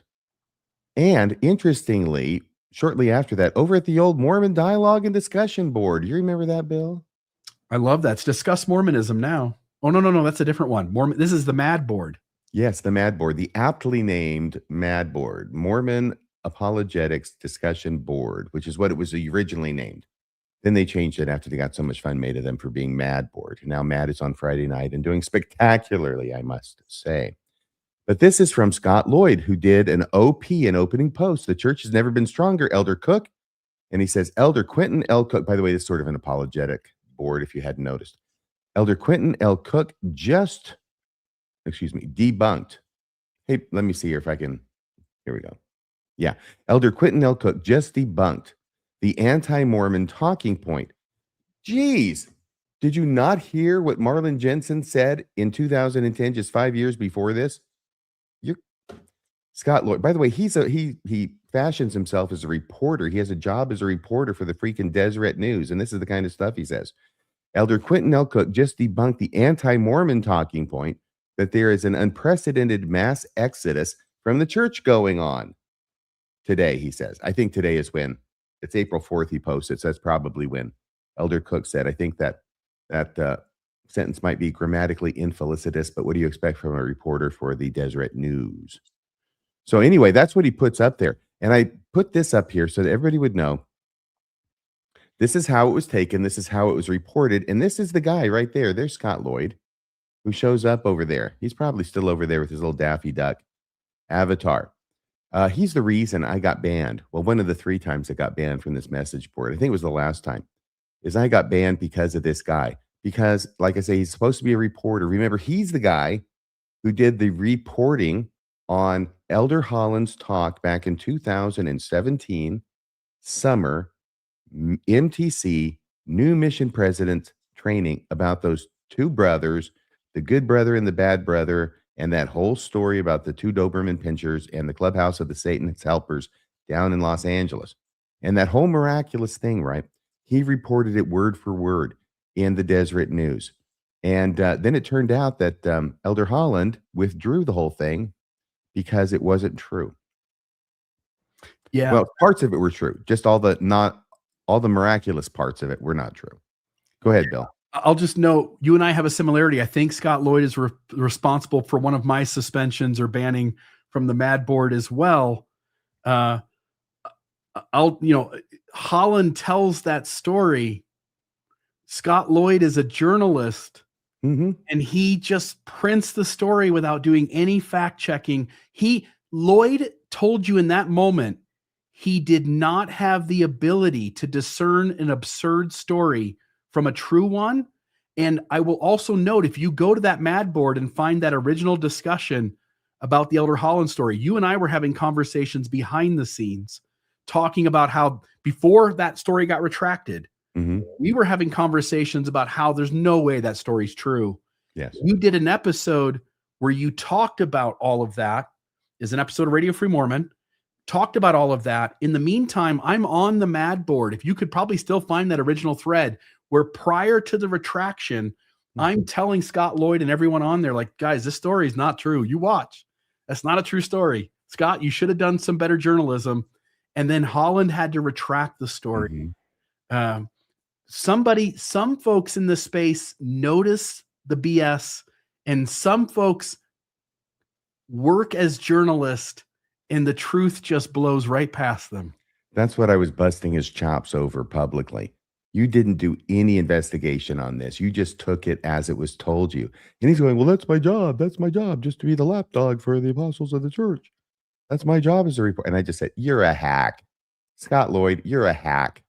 That's what I said. That's what got me banned. Ah, the good old days. I hope he's doing well, actually. Doesn't seem like a really bad sort, just maybe in the wrong profession. And then Elder Holland. This is your favorite apostle. I know that Elder Holland from Dallas, Texas. It was a young adult conference or meeting of some sort with the young adults. It was April 24th. It was 2016. So this is the year after Elder Cook just got done saying that people are not leaving the church in any kind of alarming number. This is what Elder Holland has to say. By the way, this is your show. And you did it just audio too. There's no video. It's just going to keep this this thumbnail up there. But go ahead. I just want to note, this is the image that Poetic Kate copied on a black and white piece of paper to hand in her authority at work, said, no. Black and white will not cut it. Get a color copy of that. The brethren need to see this red stamp of liar. This was the whole cause for me being excommunicated. And all I did was show that Elder Holland is in fact a liar. Yes. And you did it. Apparently you did a good job of it, enough to catch the attention of Elder Holland and his minions. But here's the last one out of 5, I think. And it has to do with the rate of growth, where he talked about, he described the rate of growth of the LDS church in a way that did not seem to match the actual facts.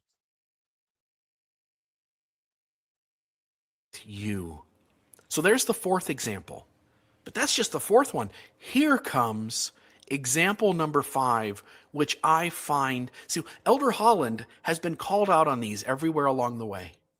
And what Elder Holland does, and I don't have these in time order. These are not in order from the earliest they happen to the latest. But you would think after being called out for dishonesty that you would go like, oh my goodness, the internet and media and those who are upset with the church that are leaving in great numbers, feeling betrayed, they're just not going to let me get away with this anymore. And you would think like we would stop being dishonest, even if just for the reason of not getting caught and looking silly. But Elder Holland, no, he stays at it. Here's the audio from the 5th and final example. We're in the midst of incredible growth, staggering growth in the church. It's the single biggest problem we have. It's the best problem we could have, but it's the biggest. We are reeling under the implications of the growth that we have in this church. Can you stop there for a second, Bill? We have a way that's going to be replayed in a second, but I just want to say it is staggering to me that in the middle of the fact that they are actually at DEFCON 1 at the church office building because people are leaving the church so much, that he is saying the worst problem they have is not people leaving, it's because so many people are joining. This is in 2016. This is a year after Quentin Cook denies that there's a loss of people. But in the background, again, I don't remember the gentleman's name, but he does this big giant survey. John DeLynn promotes it. They end up meeting with Hans Mattson, Marlon Jensen. They turn a copy of this data, which shows that people are leaving, and this is the stuff they're leaving over. They share it with 2013. They share that with Dieter Uchtdorf. Yeah. And he takes it back to the brethren, and the brethren know that they have a major problem on their hands to the point where they're already, by this point, creating the gospel topic essays. Yes. Yeah. They already know they have a problem. And they know it because they know what the stats are. The stats that they refuse to share with anybody because they show that people are leaving the church and the active member rate is reducing drastically. They're the ones who know this stuff. We don't know it because they won't share it with us. They won't share it with us because the results don't look good for the church. Yeah. Okay, I'm sorry. Yes, continue, please. I want to hear those dulcet tones once again. We are reeling under the implications of the growth that we have in this church. Last Thursday, I've been out here this Thursday. I've been with Elder and Sister Holland and been with Elder and Sister Robbins this week. So I missed the temple meeting this Thursday. But a week ago Thursday, we created 15 stakes. And we're doing that más o menos every week, more or less. It might not be 15, but it's the week before it was 12. Sometimes it's 8 or whatever, and it'll be a little uneven or whatever. But the point is, I mean, we're talking double-digit stakes every week of our lives. And so be it. We're creating new missions. We created some new ones that'll be in place this summer. You're going to create some new stakes in the Southwest. You're doing it already. Well, you've already done it. Haven't we been splitting stakes around here like crazy? And we'll be doing that. Missionaries, temples, everything we're doing is bigger than it's ever been done in the history of the world. I'm not just talking about since October. I'm not just talking about since 1940, since Adam and Eve walked out of the garden. This is Elder Holland claims that we are having double-digit stake creation every week of our lives. Listen to it. Rewind the thing 45 seconds, play it again. Listen to how much. It's not like he just makes one slip of a word and maybe he meant month instead of week. No, he is saying it over and over. He is imposing to the people he is talking to that in his Thursday meetings in the temple, the church leadership is approving week after week after week after week after week, every week of our lives, double-digit stake creation. The trouble is the church actually gives us the data. Every general conference, the church announces the number of wards and stakes that have been created. What it does is it tells you the total number of stakes. All you have to do is minus the number of stakes from the previous year, and you now have the number of new stakes. So if we went to that data, which we have, and we take, this talk was given in 2015, by the way. If we take all of 2015, 2016, 2017, and thus far in 2018, we end up with 1.6 stakes created per week. 1.6. That's 2 digits. 1 and 5. 1 and 6. 1.6. He's a little bit off there. How do you feel? How do you feel listening to that? Because to me, it's sort of like listening to your last words. It's one thing to lie about something no one can find. When Joseph Smith lied and said, these Egyptian papyri, these papyri here, oh yeah, those are the writings of Abraham, written by his own hand, my friend. Nobody knew. Nobody could know. When you say there's double-digit stake creation every week of our lives, and you release the data every year telling people how many more stakes there are this year over last year, you're going to get caught. And Elder Holland got caught. He was lying. He's in the meeting. It's not like he heard through the grapevine. He's in attendance. That's why I left that argumentation by you on after the quote from Holland, because it was brilliant. You could not remain a member of the church after that. Yeah. Hey, by the way, while we're doing this, while we're relishing in Elder Holland's crapulence, can you go to the next slide? Because somebody out there on the internet, and it might have been Weird Alma, I'm not sure, but put this together, this montage that includes that, plus the guy who shows up every 6 months in general conference to announce how many new stakes have been created, so they can do the math for you as well. It has all this. Can you put this at 1.25, Bill? Because we've already heard. By the way, we get video of Elder Holland saying the same thing here. This is the guy who lied about the SEC stuff before the guy who currently lies about the SEC stuff. I think his last name Hale, I think. It might be. He kind of looks like Ted Baxter. Yeah, okay. No, I can't hear that, Bill. Oh, give me a second. View, slideshow. Let me turn off the sound or turn on the sound. Thank you, Bill. I Yep. appreciate it. We're in the midst of incredible growth. The First Presidency has issued the following statistical report concerning the growth and status of the church as of December 31st, 2014, as of December 31st, 2015, as of December 31st, 2016. Staggering growth. The number of new children of record added during 2014 was 116,409. The number of new children of record added during 2015 was 114,550. The number of new children of record added during 2016 was 109,246. It's the single biggest problem we have. It's the best problem we can have, but it's the biggest. with 296,803 converts being baptized during the year, with 257,402 converts baptized during the year, with 240,131 converts baptized during the year. We are reeling under the implications of the growth that we have in this church. As of December 31, there were 85,147 full-time missionaries. As of December 31, there were 74,079 full-time missionaries. As of December 31st, there were 70,946 full-time missionaries. But a week ago Thursday, we created 15 stakes.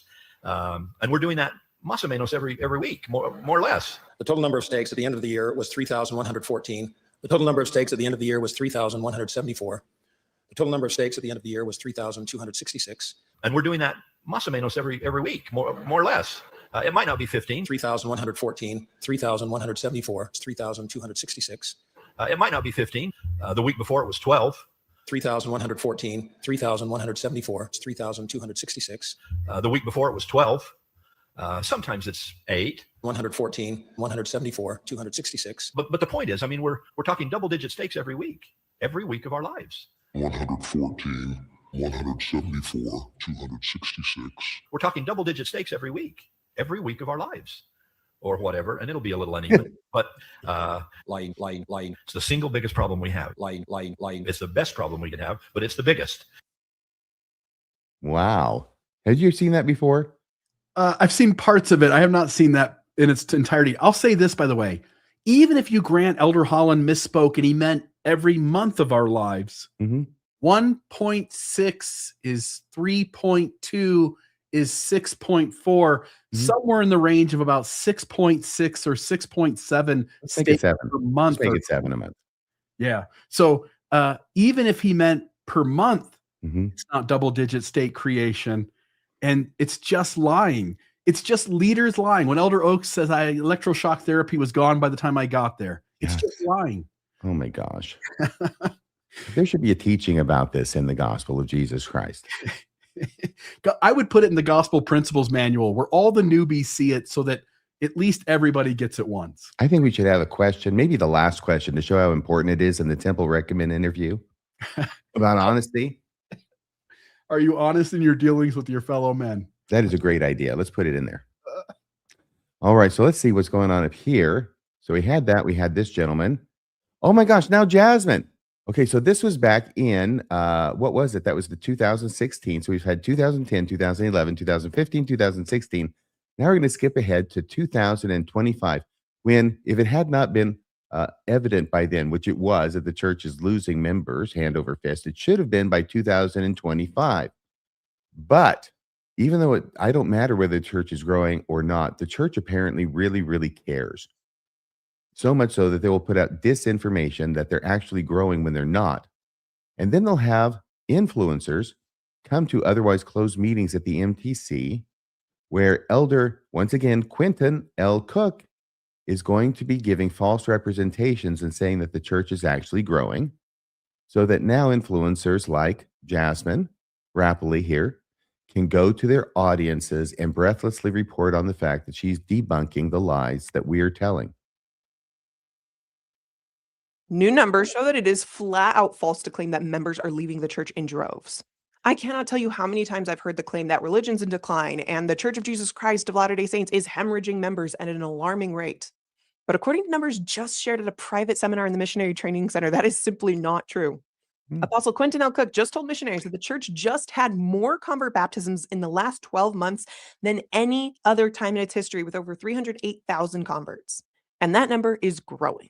In the first quarter of this year, baptisms jumped 20% in every area of the world. Have people left the faith? Yes, of course. But the numbers show that more people are finding something incredibly compelling and moving about the fullness of the gospel of Jesus Christ. This article shares more details, and hit follow for more real facts that cut through the rumors. Real facts, eh? Can I say, both can be true, by the way. You could have 200,000 baptisms a year on average 10 years ago. You could have 300,000 baptisms last year. And you could still be a church in decline with people showing up in the pews every week. You can have incredible numbers of people joining the church, entering the waters of baptism in Africa. If they don't stick around, and if everybody in the first world or developed countries steps away, you still have a church in decline no matter how high your baptismal numbers are. It's like they want to argue the people coming in the gate, because more people came in the gate this week than last week. There must be more people inside the house. And what Jeff Strong says is there's less people in the house because the people that come in the one gate in the front just walk past the house, go out the back gate in the back, and they never come back again. You can have both things be true. Jasmine's using a data point to establish the strength of numbers of members in the church when on at least some level they're related, but one doesn't necessarily lead to strength in the other.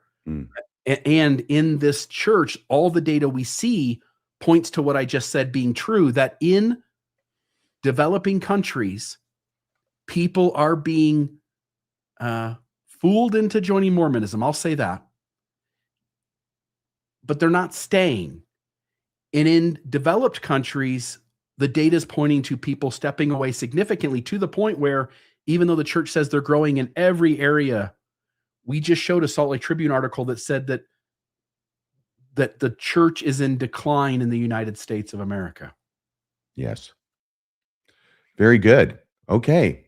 So then the following year, so that's 3 months ago, it's June, that's April, May, June, March of this year, they have this other cat on there. Now, this is a different guy. This is not Jeff Strong.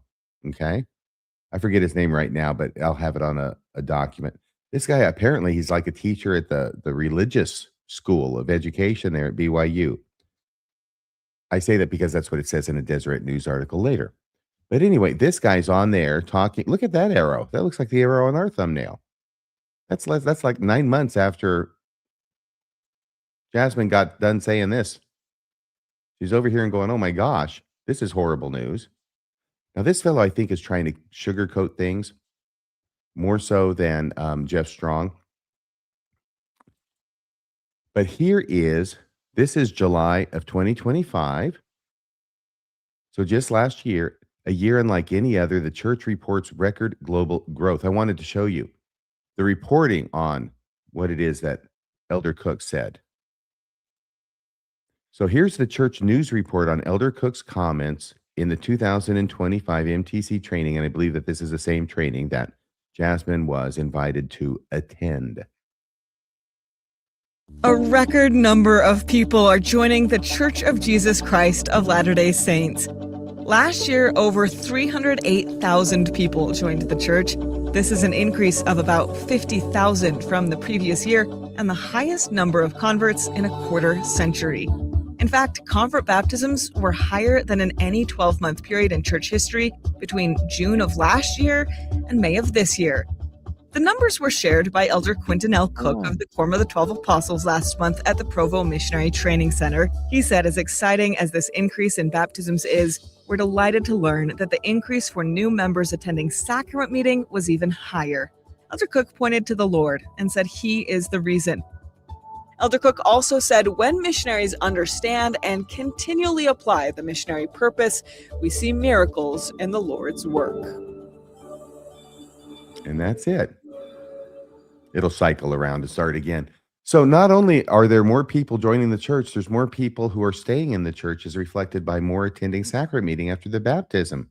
That can't be wrong, can it? I mean, it's an apostle saying it. An apostle who's already been on the record lying at least once. Also an apostle who screwed the state of California out of a land deal when, as a lawyer, he played both sides in screwing the city. I can't remember what the city was, but it was in California. Alameda, was it? Hang on. It was up around the Bay Area, I think. I don't know where Alameda is, and I don't know why that's coming to my mind. Yeah, where he, in effect, helped a hospital get land where he was both for and against the hospital, acting as a lawyer on both sides of the equation. And then once the hospital did get built, and he screwed the city out of a deal, he ended up getting put on the hospital board, and essentially was on its leadership. Marin General Hospital in Marin County, California. Yeah, folks, look, that's Alameda, but I think that's south. Yeah. He's still hated in that town. Well, at least he doesn't have to live there anymore. He's got digs in Salt Lake City. So that's how the church reported it, because everything is well in Zion. Let me see if I can put this back up here. So then that's 2025. This is a desert. Okay, so this is April 28th, 2026. Jeff Strong's book hits. It's devastating. It indicates that the church hasn't really been straight with its members for, I don't know, the last 16 years about the number of members joining the church or leaving the church. But immediately, this fellow now, and I believe his name is, it'll be on the next slide. Let me look at it. I'm sorry, I don't remember his name. It's Justin Dyer. He writes this article, and that's how I know he's a professor of religious education at Brigham Young University. He's going to talk about statistics here and help you understand that this headline is true, which it says, for accurate conclusions about Latter-day Saint retention, look at the best data. And here's what he cautions at the end, because his job is to do, what is it? Is it cleanup, or he's just trying to make it look better for the church? Okay. Some final cautions while you're dealing with this devastating information about how many people are leaving and trying to deal with the fact that the church has been deceiving you all along, that things are better than they are. By the way, I've got to ask a question. How do you feel when you're Jasmine or any apologist who's going out there and telling their audience, first off, they're being lied to with the whole idea that they're going to go out immediately and spread those lies to their audience? How do you feel when you're an influencer and you find out, which I expect they have now, that they were fed a line and used by the church to further its goals by spreading disinformation? How do you deal with that?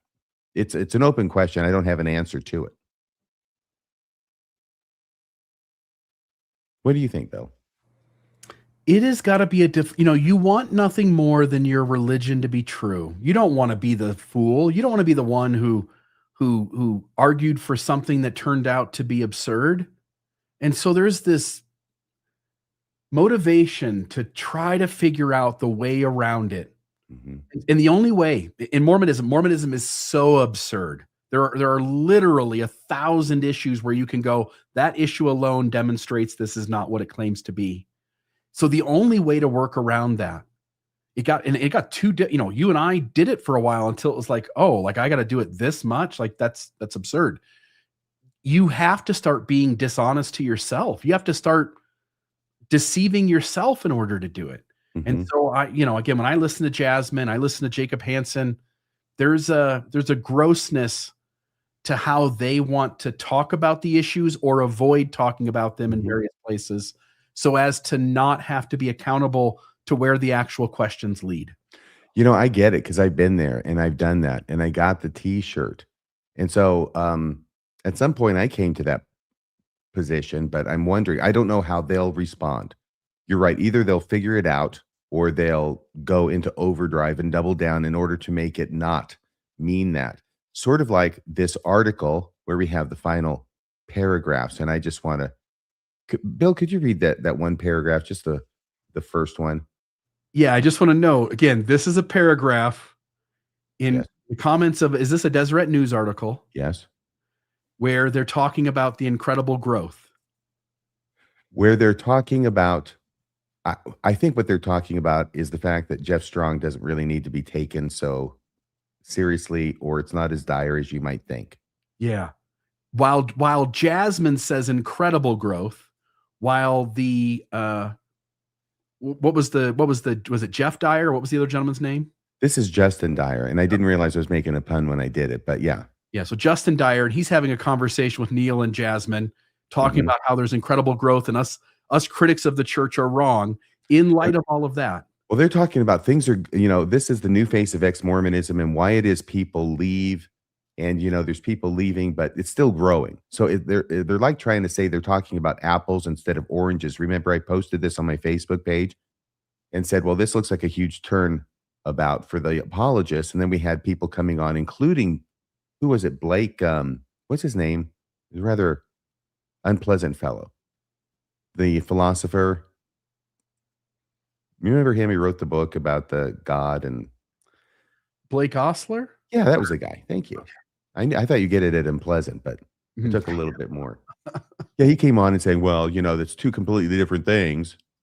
Like like you said, both can be true, right? Yeah. Yeah, the church is baptizing so many people that even though they're losing 40% of their memberships, it's a net increase. In fact, it's a net increase so much that it's bigger than it's ever been. That seems to be their position.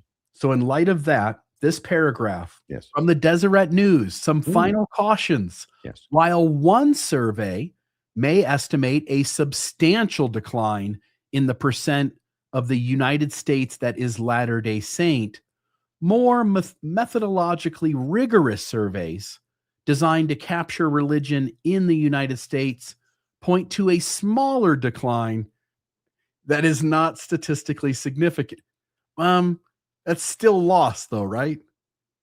Yeah, 40% apparently is not statistically significant. Obviously, he's trying to downplay that 40% statistic. This was once again April 28th, 2026.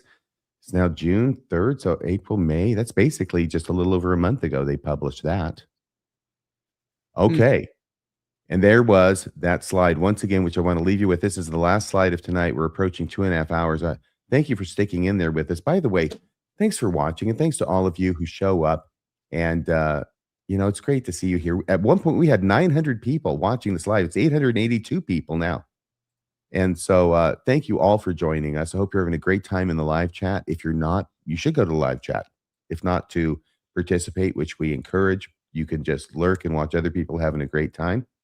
Thanks so much. And thank you for all of you who've donated to Mormonism Live. If you have not, please consider doing that today. Go to Mormonism Live, click the donate button, make a donation. If you can make a continuing donation of, say, $5 a month, it would be so great. It's like Elder Uchtdorf said, we all have to lift where we stand. And so hopefully you'll stand with us. Thank you so much to all of you. That's about it. I kind of want to get that plug in there quick before everybody started bailing out. We still got 883 people watching, which is, yes. Did you have anything you wanted to say at the end of this, Bill? I do want to at least just note the super chats that happened tonight. So I'll just put a bunch of these up. Yes. Guy McDude, $10, 42% for church history is too low. Let's support the show and get that number up another 15% next year. Brad Sorensen, but Brad Wilcox told me that people left the church because doing so was trending on the internet. Sorry, I've got my dog being crazy. He did say that, didn't he? BMF he's a crazy Silver guy. White, thank you. Great presentation. Here's what I would have spent on a book. Oh, thank you. Yeah. PSA, be nice to missionaries. They're just young adults shilling for huge hundreds of billions of dollars in a corporation, the real villains. Yes. So that's Brad Sorensen as well. Good point. Thaddeus J. Whoopi, that's exactly right, Bill. The church leaders teach the members to be so judgmental by modeling how to view those who leave. It's disgusting. Thank you for covering this. Go Green Ted, $4.99. So here's Guy McDude again. I'll go back to church once Bednar admits over the pulpit in general conference that the brethren knowingly censored men's PP in the Pearl of Great Price. By the way, that's a true story.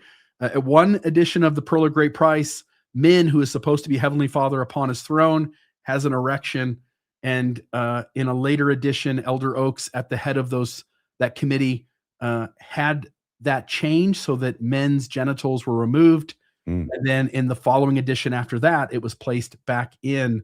They seemingly didn't want to get caught having removed it, but they did anyway. President Oaks has gone on record that was a mistake. It was simply what was it? It was a circumcision gone wrong. It was Old Testament ritual carried out way too far. Let's see here. Let me find where that one is. I think that's this one. So here's Jason Ford, second anointings for everyone. Thaddeus J. Whoopi again in 2018. I was in a multi-stake leadership meeting in California where a letter from the first presidency was read to us regarding membership retention in our area. I'm guessing it wasn't good news. It probably wasn't. Usually you don't get letters from the first presidency when it's good news. No, you guys are doing great. Don't be so hard on yourselves. No, I've never seen that letter. Thaddeus J. Whoopi, we were all shocked to hear in the previous decade only 14% of the 18 to 30-year-olds remained active. And then our last, that's just a member for 52 months. Congratulations to you, Measure 76. If you sign up for memberships on YouTube, you can send cool chats like this too. So just get your YouTube membership, everybody, so you can come to the live chat and make your own super chats. All right. Is that everything, Bill? Do you have anything else you want to say? No.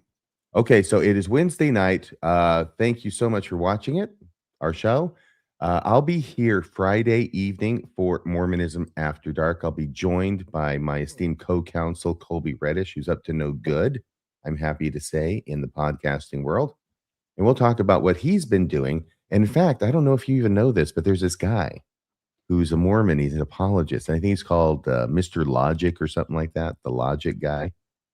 Anyway, he has, well, there's a certain thumbnail out there. I don't know if you've seen it, but I think it's AI, but it's supposed to represent you in a somewhat enlarged capacity. Yeah, I have. I put on about 150 pounds from here to that photo.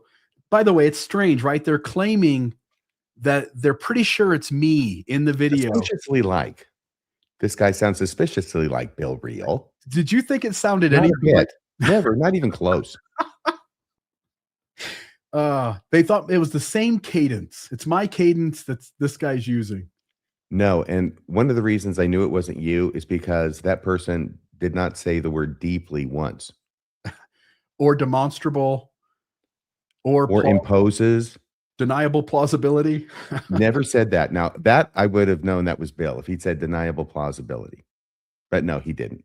So anyway, we've got a new apologist on the scene. If anything, he makes Austin Fife look like a rocket scientist. That's hard to do, too. It really is. It really is.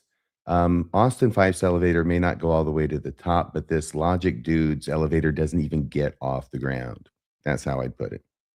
So everybody, thanks so much for watching. I hope you'll join us next week for another exciting episode of Mormonism Live. Good night.